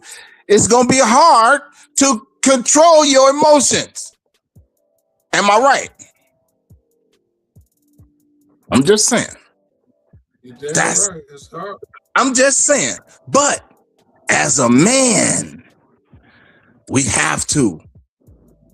Just like if a man did it, it'd be hard for you to control your emotion. So that's what he was going into, that we don't have an example of what it is to be a man. That's what he was going into. Like, man, we don't know how to control our emotions because mother slapped me. Listen, we'll talk about it after though. After I figure See what I'm saying? After we figure it out, then we can sit down and have a conversation. But first of all, if you hit me, I'm gonna hit you back. So, and that's the natural thing to do, right? I'm just saying that's a natural thing. But to control that, man, that's when you on the God level, though. You know what I'm saying? And I agree with that. That's when you on the God level. So no yeah, argument there. He was on point with that. Now, is he guilty? We don't know. Guess what? I'm gonna say this: he got what he coming if he guilty, and he got what he don't got coming if he innocent. That's all. Either way, he got it coming. Yeah, I ain't gonna lie though. Like everything you said, that it was basically in a nutshell the same shit that what I was That's what I meaning was by it. saying. You know what I Yep. mean? Yeah, But it was I definitely said it what I meant about it before you because even it's the said it, and you came responsibility. Just like Right. no, go ahead. said you said exactly what I said in different words. But that's why I repeated what I said so you can see. Yeah.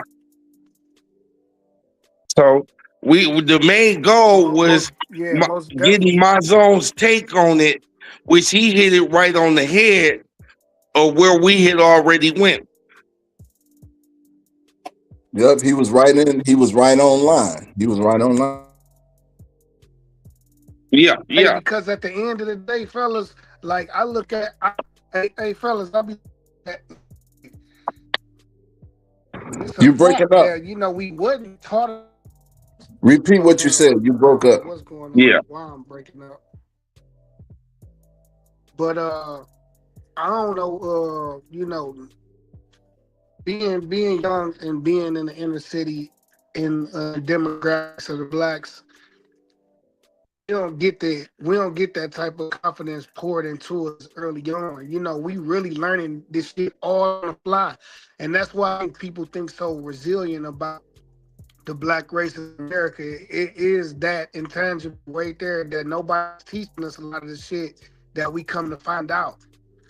And we just be like learning on the fly. You know what I'm saying? And still able to really survive, but to persevere through all obstacles against all odds. You know what I'm saying? And that's what I think is astonished other races. Like, damn, we ain't going through all that shit. We barely able.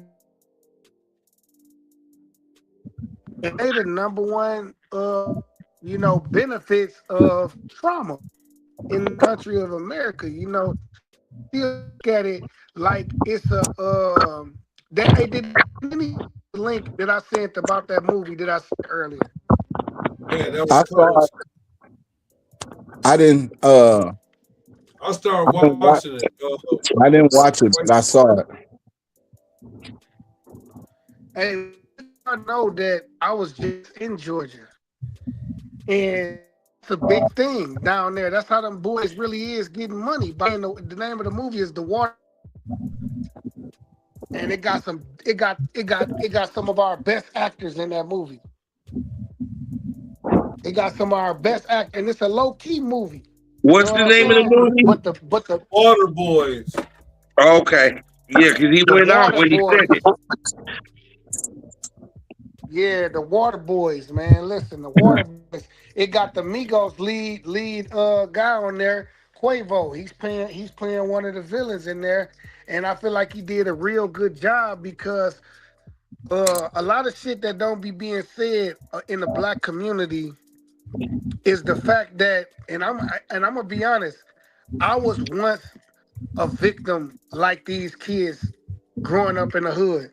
But the difference is you be victimized as a kid that's trying to do the right thing, coming up in the hood just because who your family is, where your family is from. That shit can have impacts on you when you go to school. You see what I'm saying? Like a lot of people don't know like the challenges that you have growing up, and it don't from the opposite from nobody outside your race. All dangers is from people right in your community. Like you go other So, places and you be safe.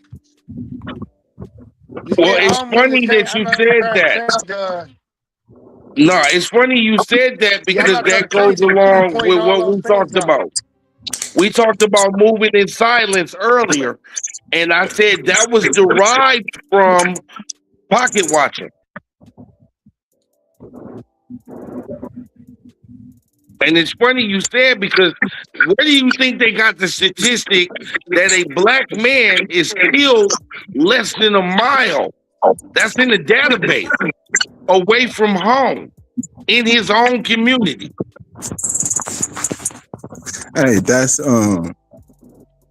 but to line back off of what AZ said about the about the environment and being uh, you know, associated with your family or your neighborhood, and it could be a negative knock against you, because that's the reason why I ended up going to St. Mary's.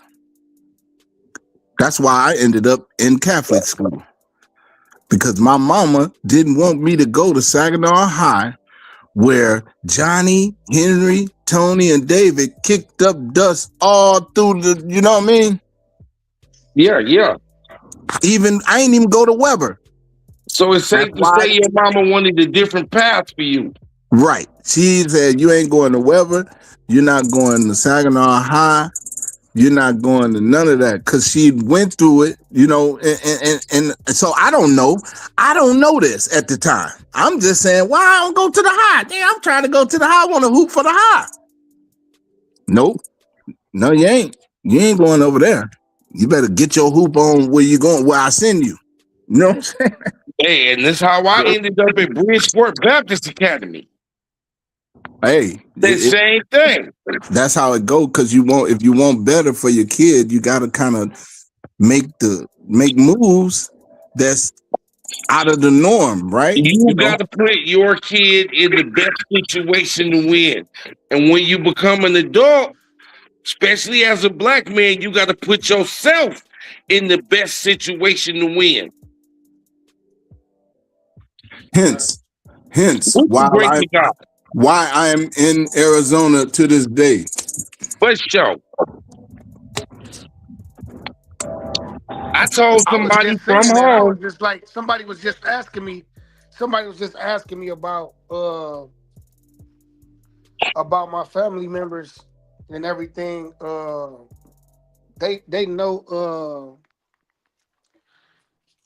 know my family and everything, and they was asking about my family, and they was like, you know, they asked about Unc and everything, and they was like, well, shit, it seemed like, you know, y'all ain't Jardine went out there and basically put a flag up in Arizona for y'all. And guess what?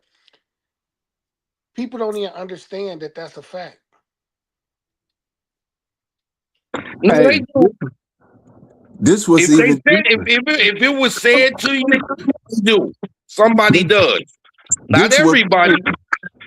This was crazy part of what you said, AZ. She wanted me to go to Arizona with her when she left. Because you remember, we were staying on Jefferson. I remember that. She wanted me to go then. But you know me, at that time, I was crazy. You know what I'm saying? I was the goofiest motherfucker in the world. You know what I'm saying?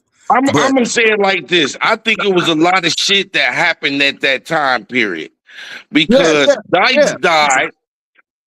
Dice died around the same time. No, that was before. This was before Dice died. This was Dice. I think Dice had 2002, dog. Yeah, Dice died in 2002. But no, this was like 96. Yeah, when did she go to Arizona? 01, 02. She went. She did. Because she went.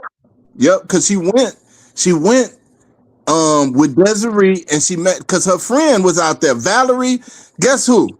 Valerie Pratt, Buddy, and baby Nick Auntie. Yep. That's who she went out there to, because they went to school together.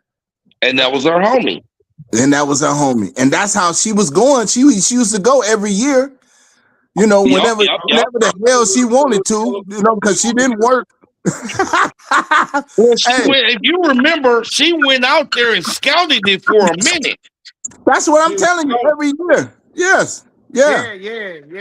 She did. She did scout it. Yeah, she did. She went out there and scouted it for a minute. She told me. She personally told me when I came out here and moved and I went out there to visit her, she personally told me that every time she came, like it was like every time she fucking came, it felt like she didn't want to leave. Yeah, because She was like, man, shit, I'm gonna move down here. when I came out here, I went to Valerie house. Listen, Valerie got that bread. Listen, I don't know if it's her or her husband, but both of them. Look, Both of them. I didn't even want to. I didn't want to leave the house. I was like, she like Kevin. I know you and you little badass. You know what I'm saying? She knew me. I'm the baby. You know what I'm saying? You got a room up there if you want to stay. Husband. She asked her husband, can he can stay? He's like, yeah, he welcome. Now let's be real. Let's be real. With what was going on in your life at that time, it's logical to say you didn't want to leave Arizona your damn self. I did not. That's why I came back. Remember, we had our stint in Florida. Yes, we did. And I was like, I got to get the fuck out of here. You know what I And you mean? get to Arizona. But yeah, man, that was she did.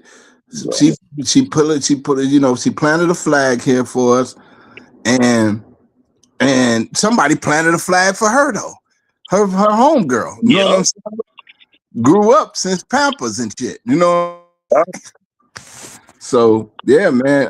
Valerie is in North Carolina doing they own here they own apartment buildings already. You know what I'm saying? So I don't know. I'm sure they still in real estate or some form of it. They might be in the hotels by now. You know what I'm saying? I don't know. Hey, But they didn't stop. But they definitely ain't stopped. They in North Carolina though for sure. Well, so now they not far from me. Yep, they out there. Her and her husband, her kid. Hey, but the beauty of it is just understanding the growth. You know what I mean? Like what people don't understand that's in Michigan, that people, you know what I'm saying? And this, I'm not knocking people about Michigan. I'm just stating a fact. This ain't no knock on nobody and that people that's from Michigan. But I'm talking about like in not just Michigan, the whole Midwest. People went up there for a reason, man. Like people be falling in love with these areas, but people went up there because that was where they could have the American dream. That's why they migrated up there. But when you see that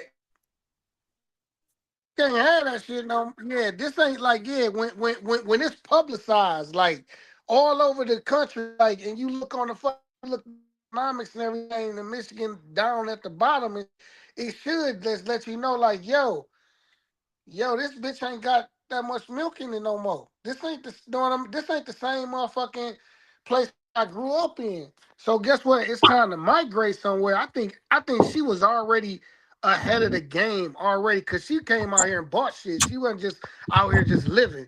Like she came out here and was like buying houses and shit. She was like doing the shit that she was doing in Michigan.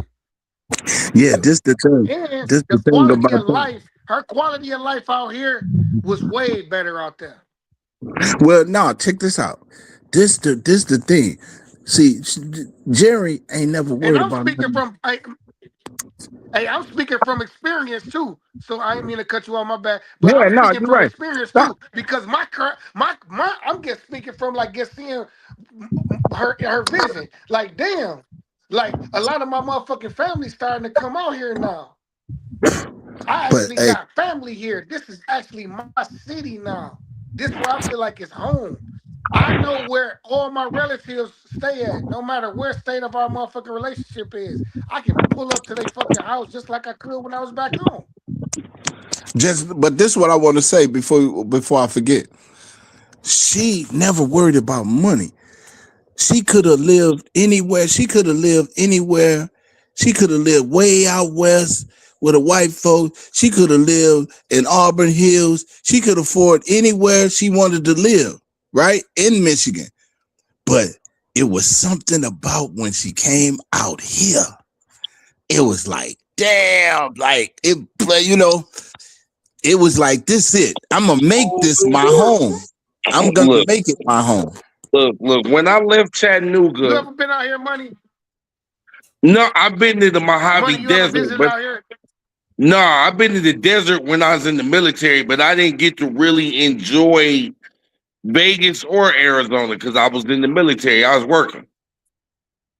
But I got to see how beautiful it was. It's beautiful. But I'm gonna say That's a big club. What about you? What about you, Cheddar? Cheddar, you actually we was riding shotgun with each other. I just What told was him. it like? I had a blast, Look and how I'm he gonna look, tell he's you. smiling. Look at him.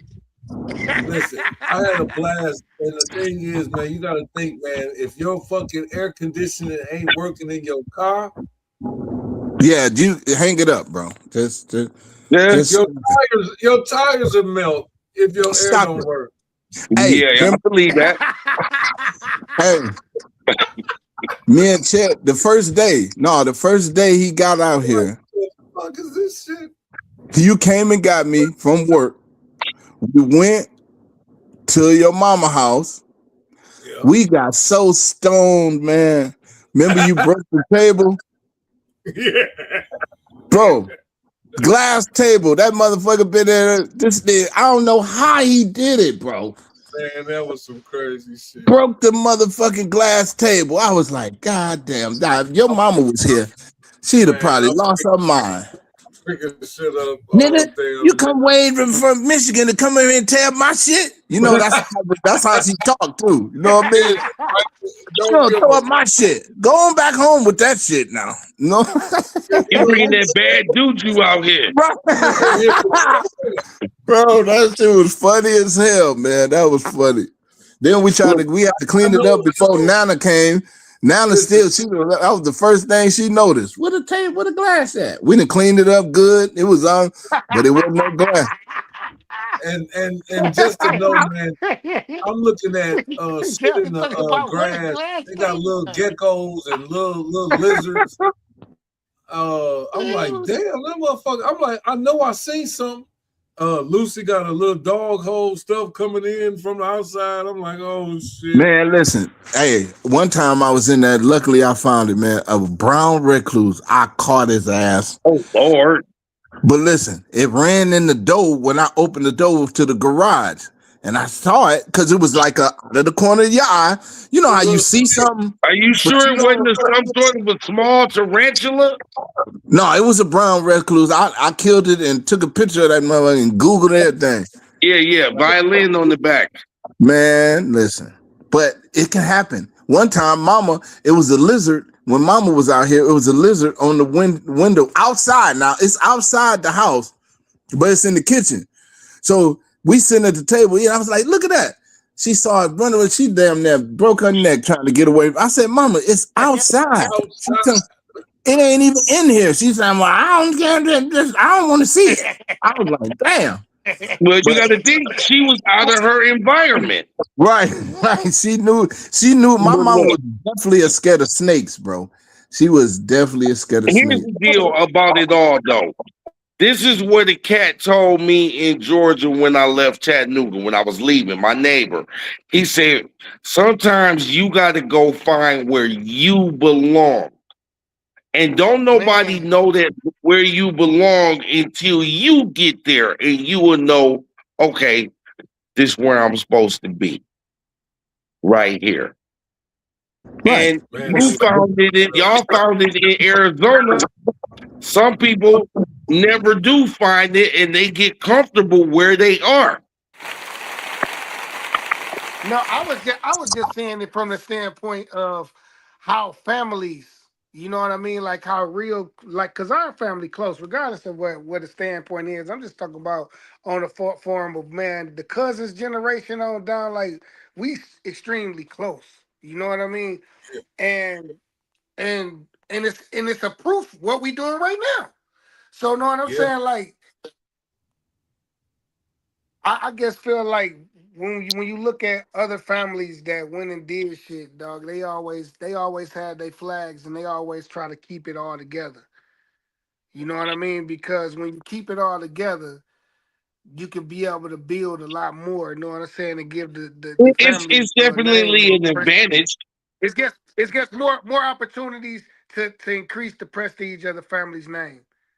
It's definitely an advantage. Yeah. It's That was definitely just my an standpoint of it. advantage. So Because what you're saying is a fact about. Because when I wanted to live in Texas. I went out there. I ain't like it. I went. I tried to live in Georgia. I ain't like it. And I'm talking about soon as I got into the city, and like I just didn't like the vibe. My first, I'm talking about when we entered Arizona. I didn't get out the car. When we entered and I started seeing the signs and the mountains and everything, I was already sold. yeah. I was already so yeah. Of course, my auntie sent me pictures though. Her and grandma sent me pictures and everything in Arizona, so I already had a picture of what it looked like. You know what I'm saying? But for on site seeing it and just feeling the vibe of the city, I'm like, oh yeah, this where I should have been in the first place. This where I should have been trying to been on my auntie coattail when she first left out there. I should have been with her. That's not how my experience. My experience was, first of all, I came out here on some turbulent shit, so I wasn't thinking right anyway, right? But when I got here, it was 113 or something. I got off the plane. I said, "Listen, dog, I don't even want to go outside because I felt it. You know how like the plane, you go through the plane, go through the jet bridge. Oh, So from the jet bridge, from the plane inside to the inside, the actual terminal, I said, I don't even want to go outside because I didn't. You wonder how people live there, bro. But once I got here and started, seeing and moving around, I still was mad for about the first 2 months I was here because I came in May, so if anybody know, May it was the beginning. Oh my God, no! It was already there. It was cooking, motherfucker. It was cooking, and it didn't stop till like September. So I was like, damn. Yeah, that sounds about right. But but now you got 8 months of beautiful weather. So that sold me right there. I'm like, yeah, this is Jerry was like, man, it's only 3-4 months, man. You ain't how to do nothing the rest of the year, you're gonna be good. It's only 3-4 months. Yeah, but she was used to it by then. You know what I'm saying? She knew how to move, she knew what to do, how to stay cool and all that. So I learned that shit too. Well, I'm gonna promise you, because I moved back to Michigan from Florida in 2018, and living in Florida and then having to go back to Michigan, it was horrible because your blood be so thin. Yep. Your blood be so what's cold to somebody, I was triple cold. I was like, what? Man, Florida. Why? I ain't gonna lie. I love Florida, man. Fort Myers, I loved it, man. Estero, remember Estero? Remember we took them girls to the beach? Hey. I worked in Bonita, Naples, and Estero. Hey, me and Money. Well, how did we meet them girls? Did I meet I meet her? You met the redhead, and then she had her friend that was very, very busty. Bro, that shit was wild. Then we had remember they got checkpoints out there. Like, yeah. So like if you go, it don't matter where you at, where you going, if they put up a checkpoint, everybody gotta stop.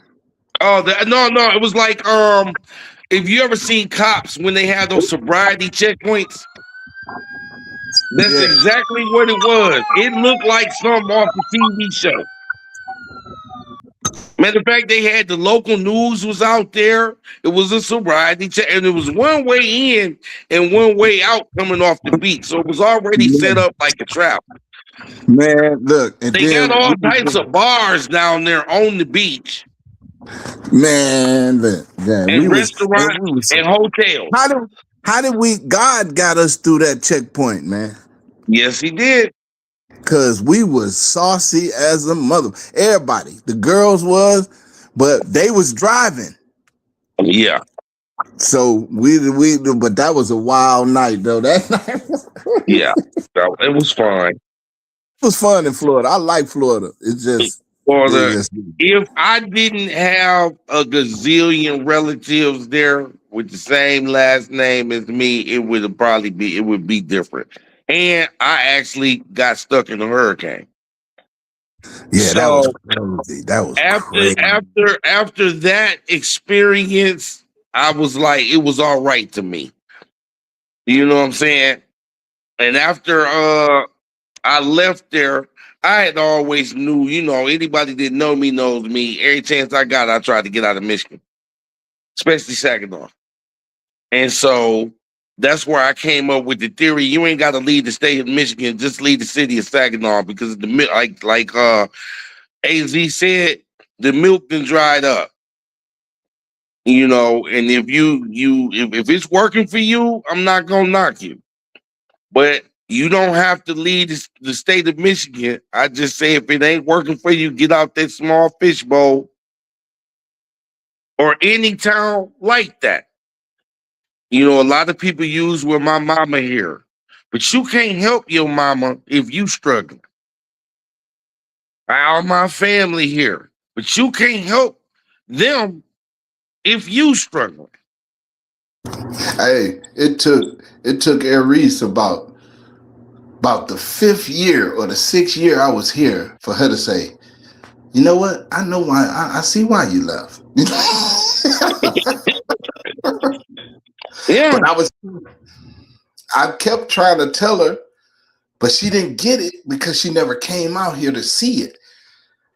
But after a while, she got it. She's like, yeah, I see. I understand now. Yeah. When you know better, you do better. But that don't always equate to some people. That's just like, it's almost like, it's funny too though. It's like it's somebody there in Virginia that probably need to be in Michigan. There's somebody probably in Arizona that need to be in Michigan because they can't make it there. It's weird. You'll be surprised. A lot of people self-sabotage themselves too. Yeah, but I get it too, to where this is the statement that I always came up with, and I don't not, man, I'm glad. I ain't gonna even lie. I'm more glad that y'all guys went down there with my mama, because I had a lot of stuff to take care of here still, and still grow as a person myself. So for you guys to go out there, man, I ain't gonna even lie, man. I really thank y'all, man, because y'all made my mama feel at home as well, in a place of where she probably felt that she was not, didn't know if it was gonna work out or not. You know what I mean? So I want to thank y'all too for doing that. Man, you know what? We talked about this already when you came out here, but you might not, I left my kids, I left my wife, and I left Saginaw. So if you can understand how hard that is, you know what I'm saying? To leave your family. At our age, we understand, but it's a lot of people younger that wouldn't. I heard my neighbors, and I challenge anybody to watch what they did historically to them people out there in Grundy when they grew up and their whole life was out there, and how they used to have it, and then all of a sudden it was gone. I mean, they got the whole thing of when they tore the actual town down, and it's still there. Grundy's still there, but they tore it down with the premise of moving a different demographic of people there. And they knew them people was old. They owned land there, and they gave them triple the money to move, and then told them to move here. 85% of my neighbors out here in the area I live in is all from Grundy. And they all of them in their 80s, and they all say, I wish I could go home. And even though the environment looked just like what it looked like in Grundy, They had a river running down the middle of their city. The whole deal, but they were by the government bought out and basically tricked out of their land so that they So can it's have. different. I get it because it's different when you want to move rather than somebody forcing you out. That's Forcing a you out. different. That's a difference. So When I see these even old though, guys be like, man, I miss home. There's right? the good things about the city of Saginaw, but all of that's gone. I miss the good things about the state of Michigan, and a lot of that's gone. You know what I'm saying? A Well, lot you of know what's that. really sad? Our block, Yeah, because the block that we were on is gone, man. The house that I stayed in, your Gone. house, everybody house is gone, man. It's like it ain't nothing that's the Almost same. like we was never there. Bro, the school that I went to is no that's what. longer even Yeah, that's my school. point. That's my point. Like it's like that's my point. Like when other people talk about home and they go back and visit, it's just like it was when they was kids. You see them, Yeah, the school's still up. They still can go and see some of the same principals and lunch aides and stuff still work at the school where they was at. See, is what I'm trying to get people to understand. When it comes to Michigan, that shit way different, dog. You gotta understand, this was the cornerstone of the whole fucking country, bro. You don't understand what Detroit was and how important yeah. everything That that was assembly around it. line was a motherfucker. Yeah, that was major, man. A lot of people don't understand. It's Motown, man. It's the Motor City. Like, man, that was a major collapse, man. I'm talking about that Yes, was a it was. historical collapse. And that was the reason why, man, I'm gonna say it, 100% of the motherfucking blacks that was in the South moved up there, man. Yes, it was. It was because of General Motors, man. Yes, GM still. Yeah, They was that's hiring, what they it was was. hiring blacks, man. Letting them get a piece of the pie, man. All right, then. And in one fell swoop, That's they what I'm ripped it saying. all away. And while we culturally Yeah, was fighting man. with them You know, guys sad from to say. across town, and this go from city to city, state to state, while we fighting over city blocks we don't own, fighting over shit that we renting from, they had a plan. And they was systematically putting it together to leave people in this predicament that a lot of people currently find themselves in. We are refugees from the city of Saginaw. Yeah, are we from there? I went to jail down there, got out at 1 o'clock in the morning, and was like, I didn't even recognize where I was because a lot of stuff from our childhood is gone. I realized I ain't had nobody to call to even come get me. Do y'all know probably about 15 years ago, man, I could be riding on any side of the damn city. And if the police got behind me, I had a fucking driveway that I can go into, actually get out the goddamn car and knock on a door. And you knew them. And I actually knew these motherfuckers. Facts. Now, if I go, Anywhere. I can't do that anymore. And you And live I'm there here. still. And I'm here. So That's how you know what's the famous Biggie line? Things done changed. man, things have changed.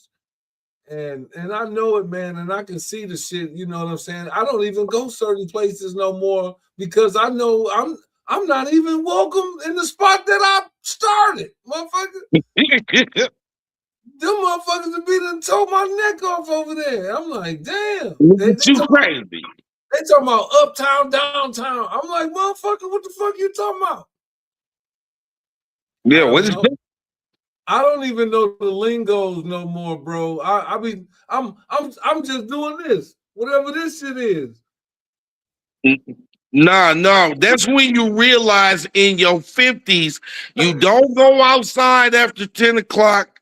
Man, Everything you should have done, and you know where you should go. It's a sit learned your trait. ass down. It's called. You ain't got It's no called. business I to be want out to get there. old. I want to get old. I remember Sam sitting there smoking them damn pipes in that chair watching the baseball game. I used to be like, damn, Sam, this shit is boring than a motherfucker. But now I see, sit your ass down, watch this boring game, go to sleep, and Me too. Catch your ball and enjoy your life. Hey, get them motherfucking new house shoes and shut the fuck up. New house shoes, man. I sent Net the link. I don't know what's up, but I sent it to Berta too. Okay. I don't Well, know it'll if always be lovely to have different perspectives on locations, what life like in different places. You know what I mean? That's why I said, Chet, like what it's like in the ghettos of Richmond, Virginia, and how them black folks living up there. Yeah, I seen that shit. You know what I'm saying? They that's a whole nother thing. You seen them when the brother say, yeah, you know, it's getting better around here. And then he turned over to a street light sign where the little girl that just got killed. 15-year-old girl got killed. I was like, it's getting better. I was like, it's getting better, huh? Yeah, that's what we keep telling ourselves. It's getting better, huh? But that's the thing. That's what I'm saying. Like, it's guys that actually get comfortable in hoods and either die in them or go to jail from those same streets and think when they come back, I got a lot of honor and all of No, this. you a fool. Yeah, it's like I don't need to go nowhere to do push-ups. I don't need to go nowhere to read a book. I can do it right now, sit my ass down and read one and do that shit. I don't need to be around a whole bunch of motherfuckers. Matter of fact, hey, they came out the woodwork. They came out the woodwork in the video like roaches. Listen, I'm gonna get a book tomorrow. Actually, man. No, next week, next Thursday, I'm buying a book and I'm gonna read one, man. A book, and we're gonna talk about the book as well. So my son read them all the time. He got about fucking 15 books on this little shelf, and I'm like, damn, I see them motherfuckers. I'm like, damn, that looks pretty good. You got a nice library there. So that's what's up. It's time. It's time to just start. Even when we're doing our little small researches and things like that, I want to have reading materials. I want to have plot points. Whatever we're talking about, I want to be able to dive right into some shit, so we can have. Look. So every show I got a hell of a library too. So every show or every other show we should promote a book. Promote a book, yeah. And what are you reading? What are you reading this week? And what did you get out of it? Or what is a summary of your readings? And so me, just so you know, you already know how I am. I'm on that history buff shit. Like if it ain't, it's gonna be about history. It's gonna be about Black history, because like we talked about on the last show, if you don't know where you come from, you don't know where you're going. You can't know nothing about it. And you can't even go. You can't go nowhere because you don't even know where you came from. Because if you just going somewhere, how you know you ain't gonna end up in the same place you came from? You see that? Oh, you know. You gotta know. Not always. If you don't know where you come from, you might have came from Virginia. Money, you don't know it. If you put it in that text, I understand where you're going with it. That's all I'm saying. That was cool. But I was gonna say I was born in Michael Reese Hospital in Chicago, Illinois, and my parents brought me to Saginaw, Michigan. One for the jobs, two because I couldn't breathe in Chicago. I had asthma real bad, and they say the weather in the Midwest in Michigan would be better. Well, this the point. I get what you're saying, but the key word I said was history. So I'm a history buff. So I'm speaking of where did we come from before we even got here?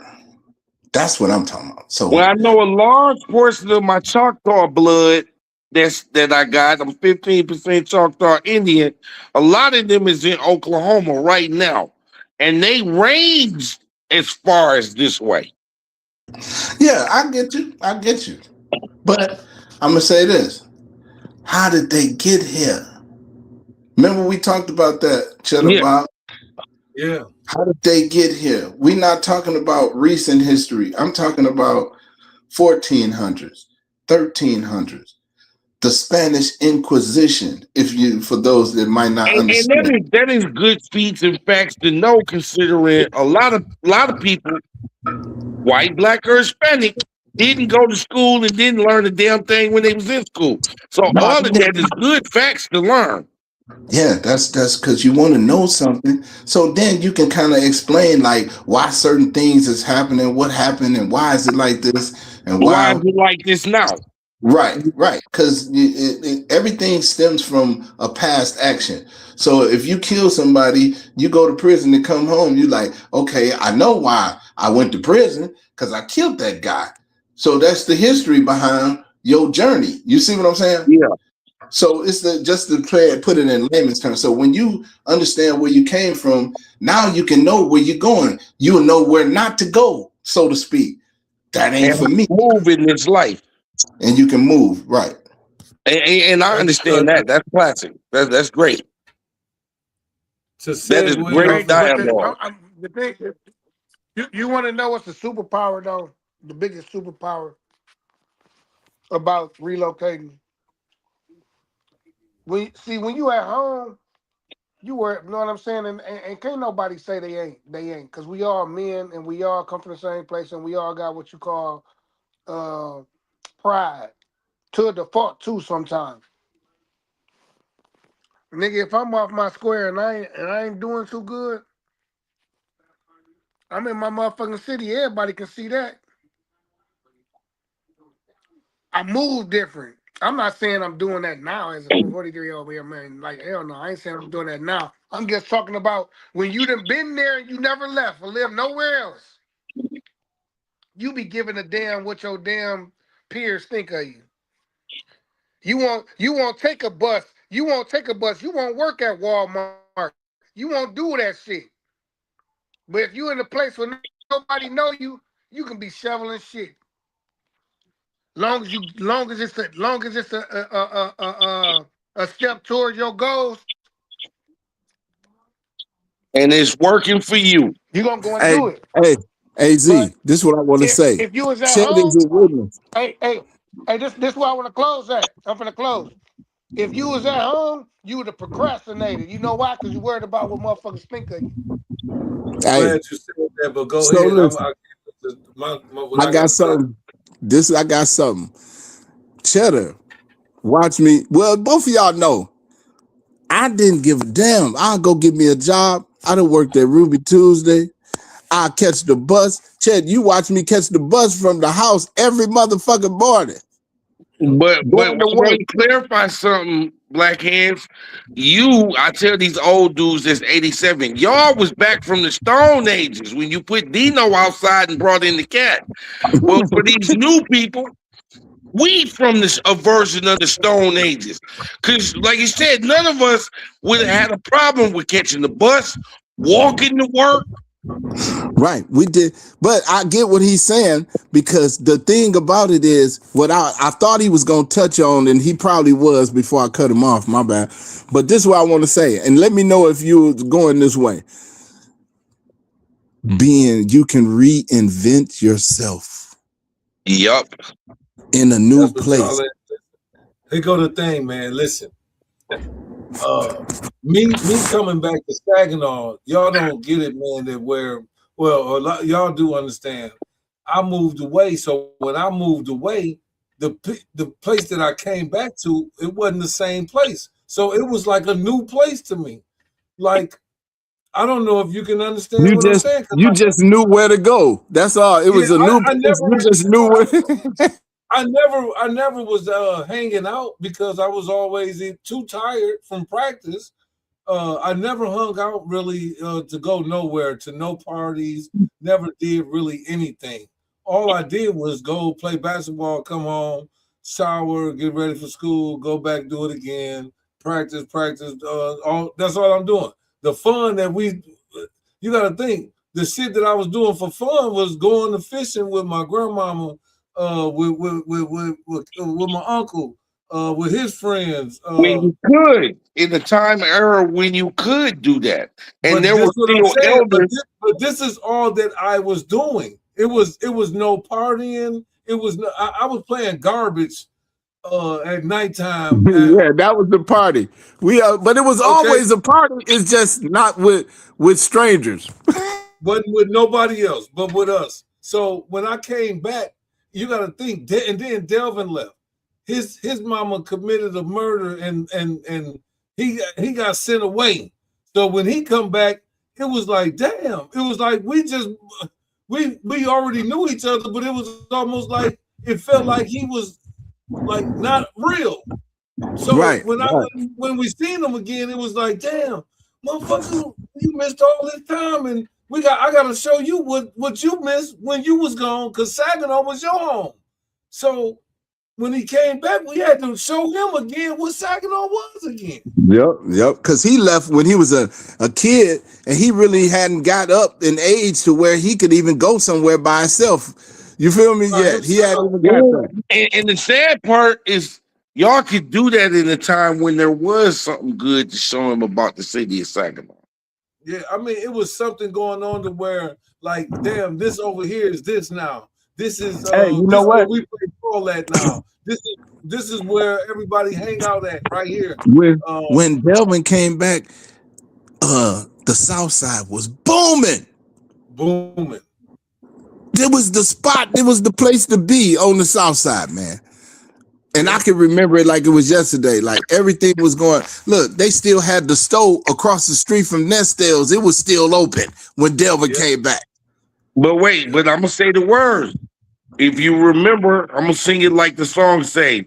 You remember when the day the music died. Yep. Crazy shit. The day when the music died, I remember it vividly because we couldn't even hoop outside no more. You remember when we used to all get together, everybody be smoking weed, drinking, and we playing ball. Yep. We would be going so strong, niggas would tell they clucks to, nah, I'm good. I ain't even working tonight. We hooping. That was them days, man. Like, but then the day came that the music died. Yep, everything changed, man. Like everything changed. Now Saginaw High gone, the Hill gone, PV gone, BV gone. It just the only high schools there is that one, and then you got Bridgeport and you got Newville. That's it. Ain't Heritage still there? Still got Swan Valley and Heritage though. Yeah. No, Swan Valley is Heritage. No, it was not. Douglas MacArthur and Eisenhower. And Eisenhower. Yeah. Heritage still exists. Yeah. Oh yeah. In the township. While we talking about some schools and stuff and the Heritage Hawks, we're gonna slide into the Seahawks conversation with our everybody on the panel. Go ahead and come up with our Super Bowl. Patriots Seahawks repeat, man. One, I hate to go political. I'm gonna go this route because a white girl on the podcast that I follow pointed something very clear. Bad Bunny, who is probably about to. Bad Bunny is. Your boy Cheddar Bob was talking about a Mexican fucking team in which is guess who? The fucking Rams, and guess who the Americans, Patriots, is going to, I'm telling you, y'all. Let me finish. Go ahead. What I'm saying, I need you because Black Hands can understand this from the 16 bars. All of the teams are from Democratic states, right? Yeah. We know what they stand for. Okay. Bad Bunny is the halftime show. There is video and audio from him getting fucked by the diddler. Yeah, I heard about that. I got the audio. I ain't want to see the video. Okay, I got the audio. I can send it to you. But he's done several music videos where he's been kissing a man. Okay, they say he gonna be wearing a dress during the Super Bowl. Nah, bro, I'm all over this. I told you this is what I do. I'm retired. You feel me? He gonna be wearing the Super Bowl. So as my Super Bowl pick, I have the LA Rams and the Denver Broncos. And what makes you say the Denver Broncos? The Sundance Film Festival, now that Robert Redford has died, this will be the last year that they will be in Utah. If you've been paying attention, Utah is where Charlie Kirk got shot. Charlie Kirk also is supposed to be a religious figure, right? They're moving the Sundance Festival to Denver, another safe haven for the LGBTQ community. Well, check this out. I can see that. So my pick, but y'all speaking from. Remember we talked about this, Cheddar Bob. Y'all speaking from a political standpoint because that's what you said. You said from political, that's where I'm going. But I said from a football standpoint, I'm picking from that standpoint. And then it's all a guess, right? Only people that know who's gonna win is the motherfuckers that set it up, right? So we understand that. But from our knowledge and our brains, and we're looking from a football standpoint, I'm saying Seattle and Patriots look like the strongest two teams, right? Now, from a political standpoint, because the best don't always win, right? I can agree with the Broncos. The only thing about the Broncos is Knicks is hurt. So it's gonna be Rams because in LA there are more Mexican Spanish speaking people. Yeah. Which means, listen, if I tell y'all when they took over the Venezuelan oil, all of that shit was in play before that. This is already in play. So for this to be the biggest Super Bowl ever, they have to have eyes on the Super Bowl. And the Mexicans are running LA. And here it go. You gotta have and the Super Bowl is in Santa Clara, right? Yes, Northern Cali. No, it's in Northern Cali, now, I think. Now let's also go with this. Patriotic people in America these days. That's what we need, some patriots here. This is what really was going on. They're going to put this American patriot with this LA Ram, meaning the Spanish speaking, that's they people. The Rams is the Venezuelans champions, basically. Watch what I tell y'all. When we all find out, I got the Rams winning, man, the goddamn Super Bowl, and I got to believe there's no way Bo Nix with him not playing. I don't see them beat. Well, let me appeal because y'all buy lottery tickets and y'all gamble. If you look at it from a gambling standpoint, The underdog is Denver. They got the Patriots pick to win that. Even though Because Denver Bo got the Nix, number one seed, Bo because Nix is hurt. He hurt his ankle. He's out. okay, Yeah, they the Bo Nix, underdog. that's And why I I say. do not believe that Vegas is gonna give up no money. And this is why I say. This is why I say Patriots. This is why I say Patriots Seattle. And just from a football standpoint, Bo Nix is hurt, right? Yeah, So that quarterback ain't threw a pass in 2 years. and probably ain't no telling how long. All right, Two. and then he playing. So now I say Patriots on that end. The reason why I say Seattle is because they didn't kick the Rams' ass all year, and that's the only reason why I say that. Now, like I say, politics has become a real thing in sports now. So you gotta honor some political standpoints on all games, because that's what it is. So that's if I'm a betting man, I'm betting Seattle Patriots, or I'm saying a repeat Patriots Seattle, or even the or even the Rams.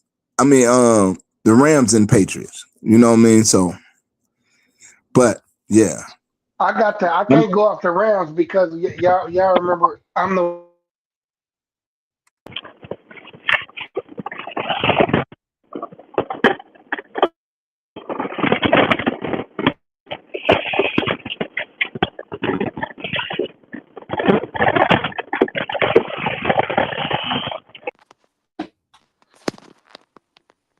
everybody there.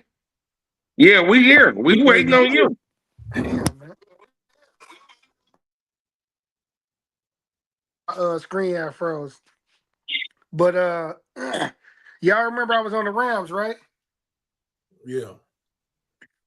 That was like Yep. what week Yep. 10 or something. Remember we was Yep. asking about the playoffs and stuff? That's around the time we started where everybody was seeing where everybody was at. I said I liked the Rams. And there was like a dark horse at that time. There was a dark horse at that time. So I say, yeah, I'm going with the Rams. And on the NFC side, I'm gonna have to say I was with the Bills. I was the Bills and the Rams. That's who I liked it, I believe. But I'm gonna say New England and the Rams. Well, And you do know Hold on, let him about the finish. MVP. well, the MVP is with the Buffalo Bills, right? No, No, Ain't Jared Allen the Rams. the MVP? Matthew Stafford. Matthew Stafford and Drake May are the run 1 and 2 for that award this year. Yeah.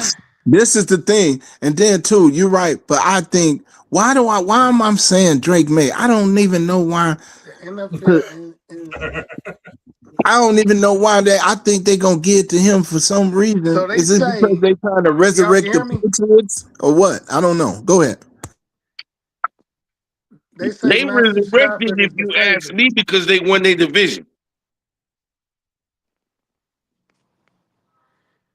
Yeah, Drake May. Oh yeah, Josh Allen in there.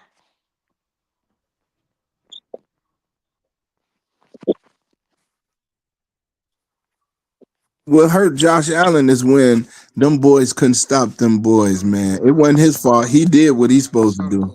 He did what he was supposed to do. And he ain't, and then he did make a couple mistakes, but he made I'm up looking at it on the money for the tip. mistake and got him Did you back in the realize game. So did y'all realize the last 3 big name quarterbacks that's been in the last 4 playoffs or so, only Josh Allen made it. So I didn't see them because the past told the truth. Yeah, he made some mistakes during the game, but anybody, a blind man, saw that was a catch.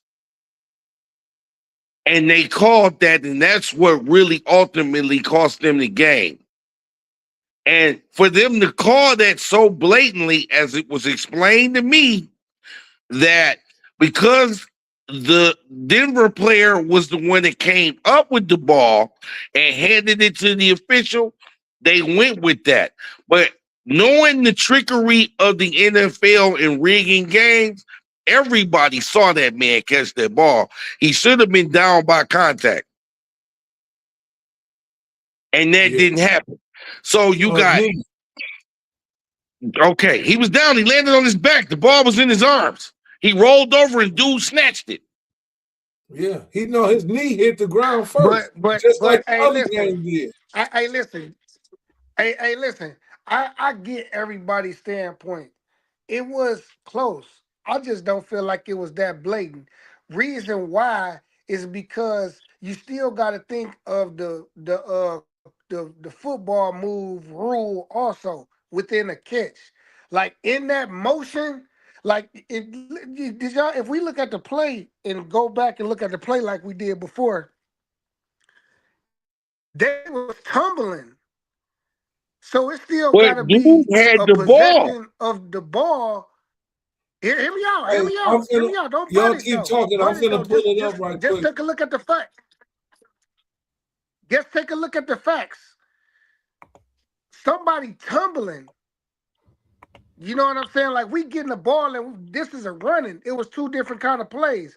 When y'all showed the one play, it was a play where it was a convergence. You see what I'm saying? When they getting the ball, it was convergence. With this is a ball that's coming on the run. Like this is a ball while they on the run. So they gotta catch it, and then they still gotta come, get full possession of it first. Like that's When you still see it, you will see he got the ball, went down, rolled. A possession and football rule, all those rules. Yeah, because when you think about it, it's really it's to the no discretion way. of the ref in that situation. Yeah, because it's no solid proof that any one of them had possession of the ball. All they know is it never hit the ground. So if they can't determine who had the ball, the last motherfucker with the ball, that's who caught it. You see that? But, That okay. was my point. Hey, if you see the play, dude had the ball. Dude yanked it because he thought he was down. He thought it was down by contact. So he didn't let the ball go. Dude snatched the ball and ran straight to the referee. Right, that's what he was supposed to do. Because look, I got the ball. He laying down right there. But if you see it, he had the ball. Yeah, that's Pop Warner. He was on his back. Football. That's basic football. He landed on his back and then rolled to his side. Dude was on the side of him and he snatched the football. But this is the thing, though, Money. You got to understand that this is live action, so the referee can't determine who had possession at that time. So in his mind is nobody had possession. All I know is the ball didn't hit the ground. I get that. So it could have been. They should have called incomplete passes. Exactly. They could have called that. Not interception. You can't call it incomplete. You can't call it incomplete because the ball never hit the ground. You can't call it incomplete. So the ball Cheddar Bob, are you reviewing? The person who came up with that ball that's the people who got it. Are you reviewing Cheddar Bob? It's the ref discretion. Okay, and there you go. I'll give you that. And I can't knock that one because that's how it was explained to me. He who came up with the ball was considered the guy that got the ball. Yeah, because he couldn't tell who had possession. Yeah, that's so either way it goes, it resulted in three. It resulted in last year's MVP, a 2-time MVP, and a 4-time Super Bowl champion not being nowhere near the AFC championship. Yeah. And with the resurgence, did you expect the Denver Broncos to be the number 1 seed? No, remember I told you about week 9 or something. I told you week 9, I was like, that boy Bo Nix is playing lights out. But I told on the show, I said it. But and I also said this, I just don't trust them because they're so young. and they ain't Now, got no experience. now But they I are didn't never. now, even though they're going into this AFC championship as the underdog now because their quarterback went down, but they at home in Denver's cold temperatures. Well, that don't matter with the Patriots. It's cold there too, so they play outside. So that ain't gonna be But no factor. I'm wondering, will they play good on the road? And Sean Payton is a hell of a coach to have Bo Nix and them in that position that they the number one seed in the AFC. So Yeah, and that we know defense- Y'all chances watching make this screen champions. right now? So I see Yep. it. I see it. and from that angle, that man had that ball. Number 18 had that ball. Well, you don't know if he bobbling it. You don't know if he got complete control. Because, like I say, the ref don't know. It don't matter. It don't matter what we see. Bills Broncos thrilling finish, but I think Come on, play, baby. Play.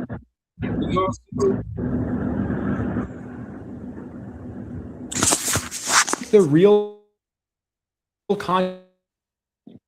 Hey, you remember this with the Eagles Black Hands? interference that ended this Nobody game, thought Nick but it's Foles when was Brandon going to do Cooks got something. this ball very at the last moment, and McMillan rips it away. Damn, But why when they were rolling over, I want to play. it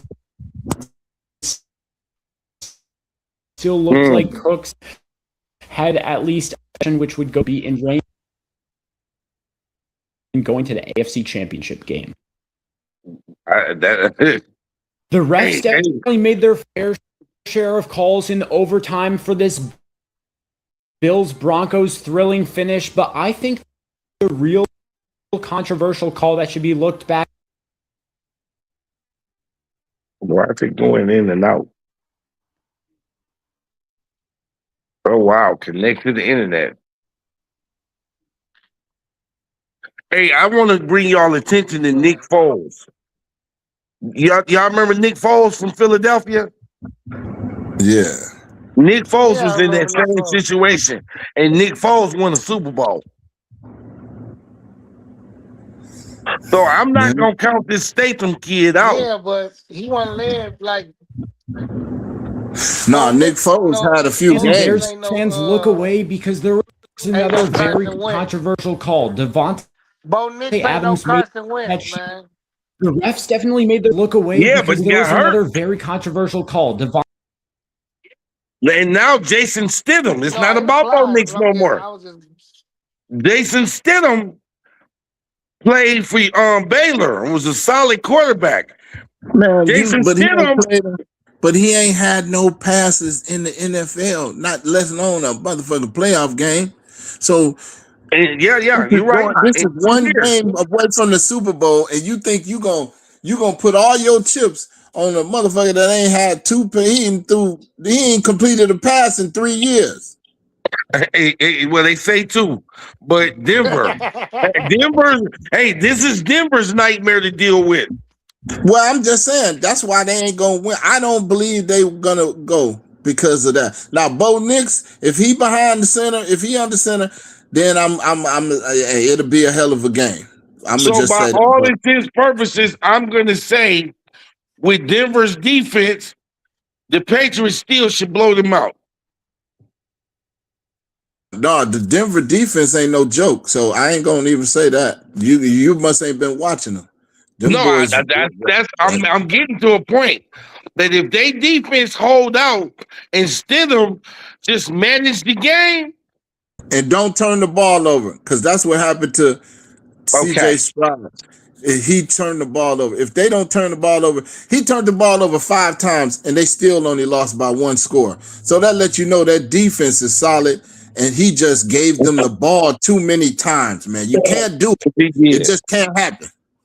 And I want to say, did you see all them Pittsburgh Steelers not catching the ball that Aaron Rodgers was putting in their chest and in their hands? But this is why. This is the reason why. That defense, they was ball hawking. You ain't see it?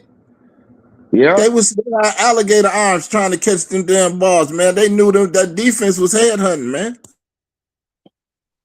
Yeah, it was a rough game. I'm gonna tell you like this though. Chicago had the best playoff ever seen in my life. I've never seen nothing like this in the history of football. Caleb Williams has stamped his name as one of those guys, man. Even he if broke all types of Chicago Bear records.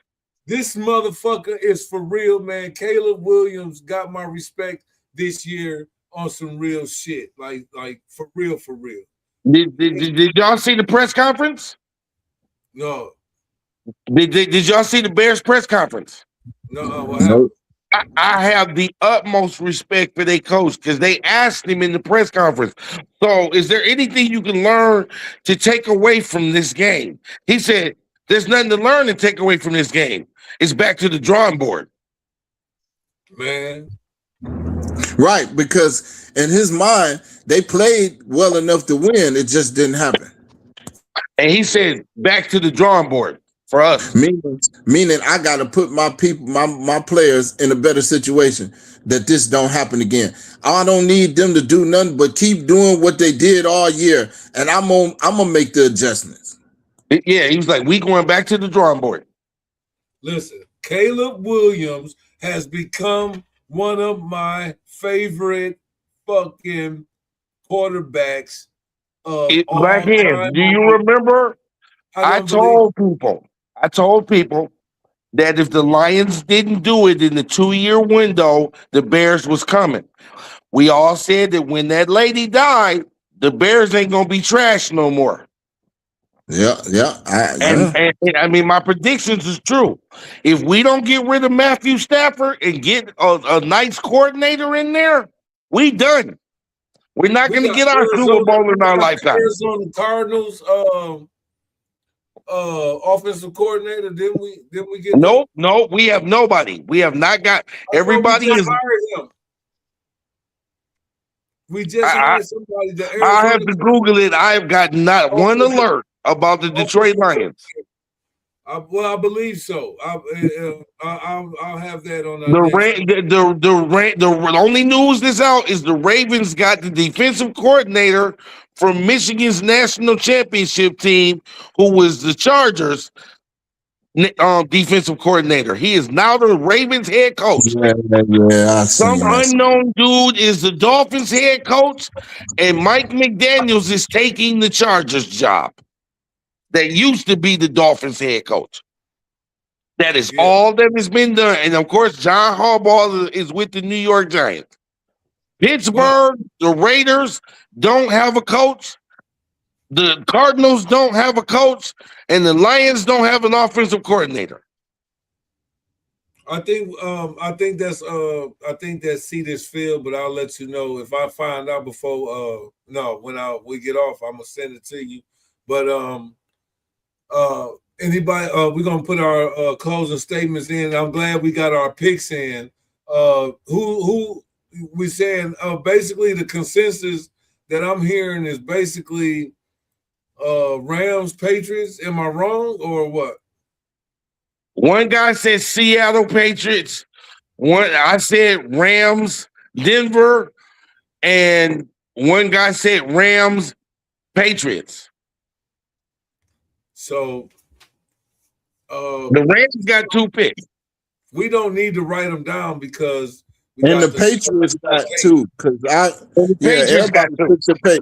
everybody picked the Patriots. And we got 2 Rams too now. So 2 Rams. 2 Rams, 3 Patriots. Yeah, Rams, Patriots. It looks like it might be, but here it go.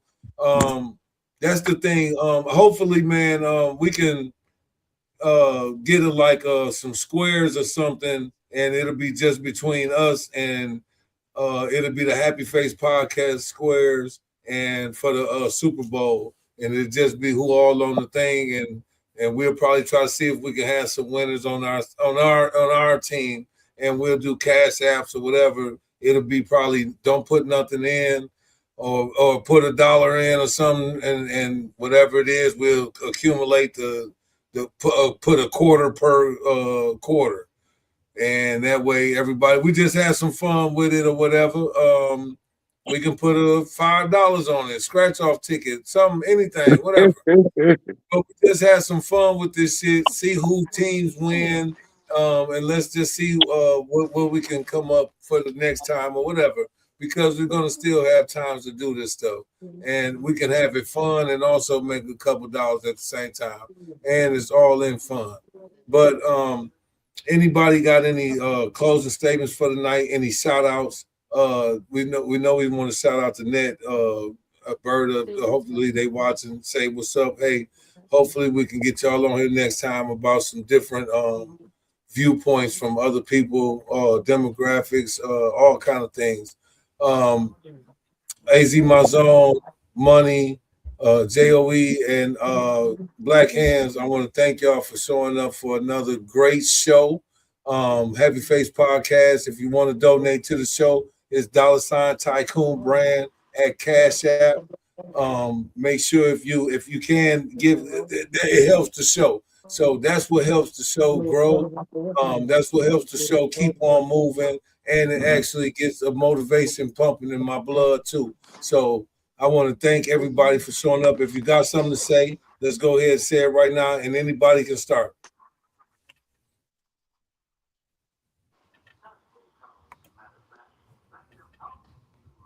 I'll kick it off. Like I say, it's always a pleasure to be in the presence of like-minded men that understands me, because a lot of time I'm very misunderstood. But for the guys that's on the panel, they already know what it is. But the audience, stay around, stick around. You'll get it. You'll begin to understand too. But yeah, tonight was a good show. We touched on a few things that was important to me. It was early in the show, but I like that we gotta continue to do that, because it's prudent to us and our growth as men. So, but other than that, yeah, it was a great show, and it's always a pleasure, man. I'll mute my mic. No doubt. It's always a pleasure for me to be No on the doubt. It's show. another show. It's a pleasure for me to be on the show. All the topics was 100 and spot on. Excellent show. And once again, try to look at the world through the eyes of what it should be. You guilty, you proven it, you innocent until proven guilty, even though we know we live in a world where you're guilty until proven innocent. So in other words, the public opinion, your opinion don't matter. Sit back and watch the show. Don't prejudge the man.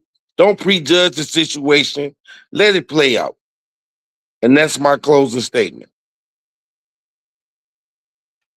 Excellent. Other than Indiana, we got to cover Indiana next week. Yeah, I showed a little piece of it, but we're going to get into it next week. But we had to hurry up and get to our NFL picks. AZ Mazone. Yo, I already said, you already know about the my NFL picks. I said I got the Rams and the Patriots. I feel like the Patriots just look like they gonna win it all anyway. But my closing is just great show. Phenomenal show. Just the continuity shows. The continuity of the show and the chemistry of the show shows, and the respect level of the people on the show when opinions being gave, because we just really creating the content for other people's to chime in, and everybody started from somewhere. So yeah, I appreciate everybody that invited me to be a part of this. So thank you guys. Let's keep it going. Man, you the co-host. For real. You the co-host. I'm the guest co-host. All right, idea. man. On some real shit, man. I want to thank everybody for showing up to another show. Yeah, like I said, we learned a new word today, Schadenfreude. We hit a lot of points today.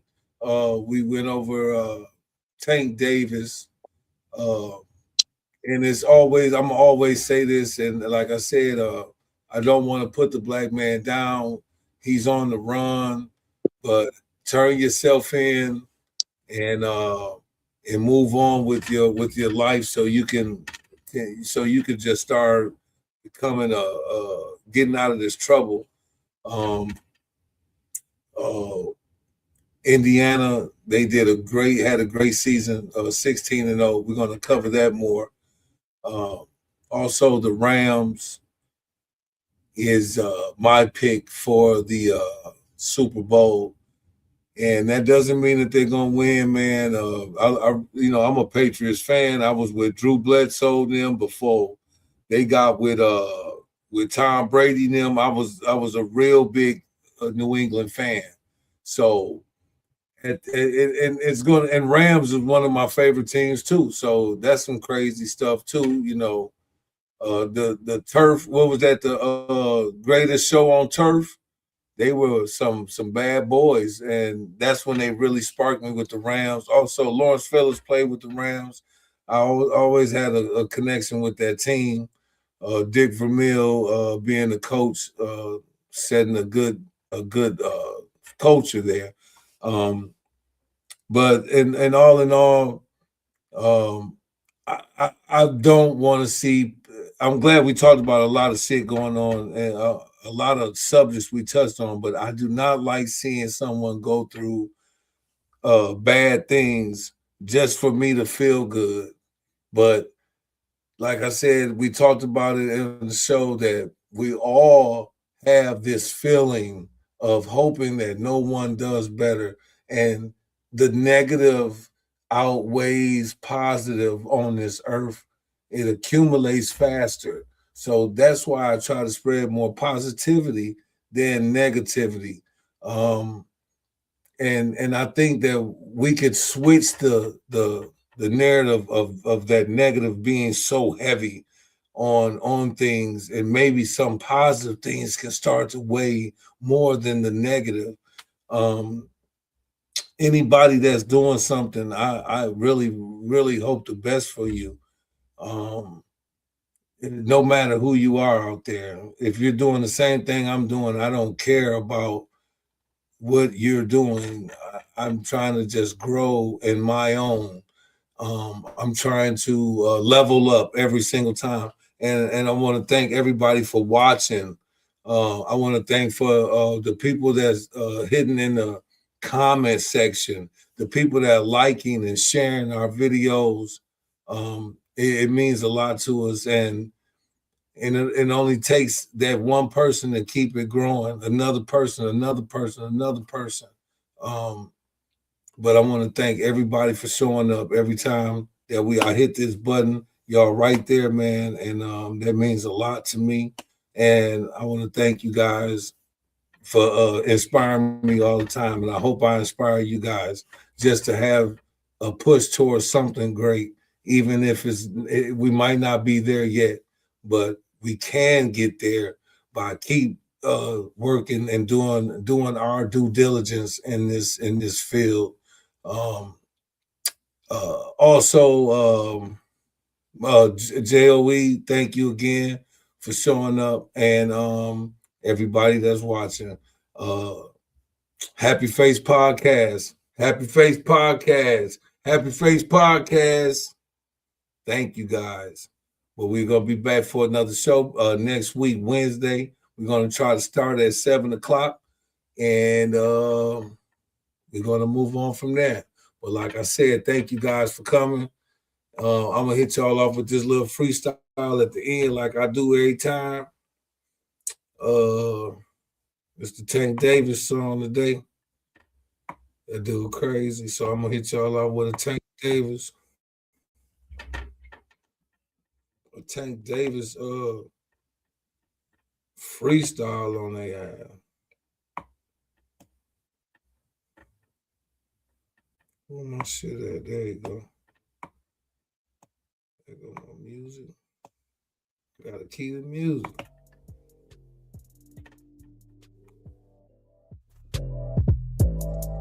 Tank Davis. Davis, turn your ass in. Yeah, get some help. And call a friend. Tank Davis. Tank Davis. You better call Avis. I'm gonna Tank Davis. Indiana. Congratulations on the championship. Next year, don't trip. I ain't doing shit. You ain't doing shit. And I got the ring for the Super Bowl. They too cold. Tank Davis, turn your ass in. Tank Davis, you better play this. Tank Davis.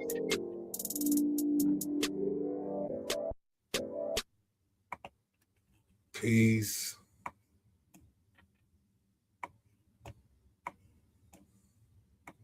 You ain't gotta go home, but you gotta get the fuck up out of here.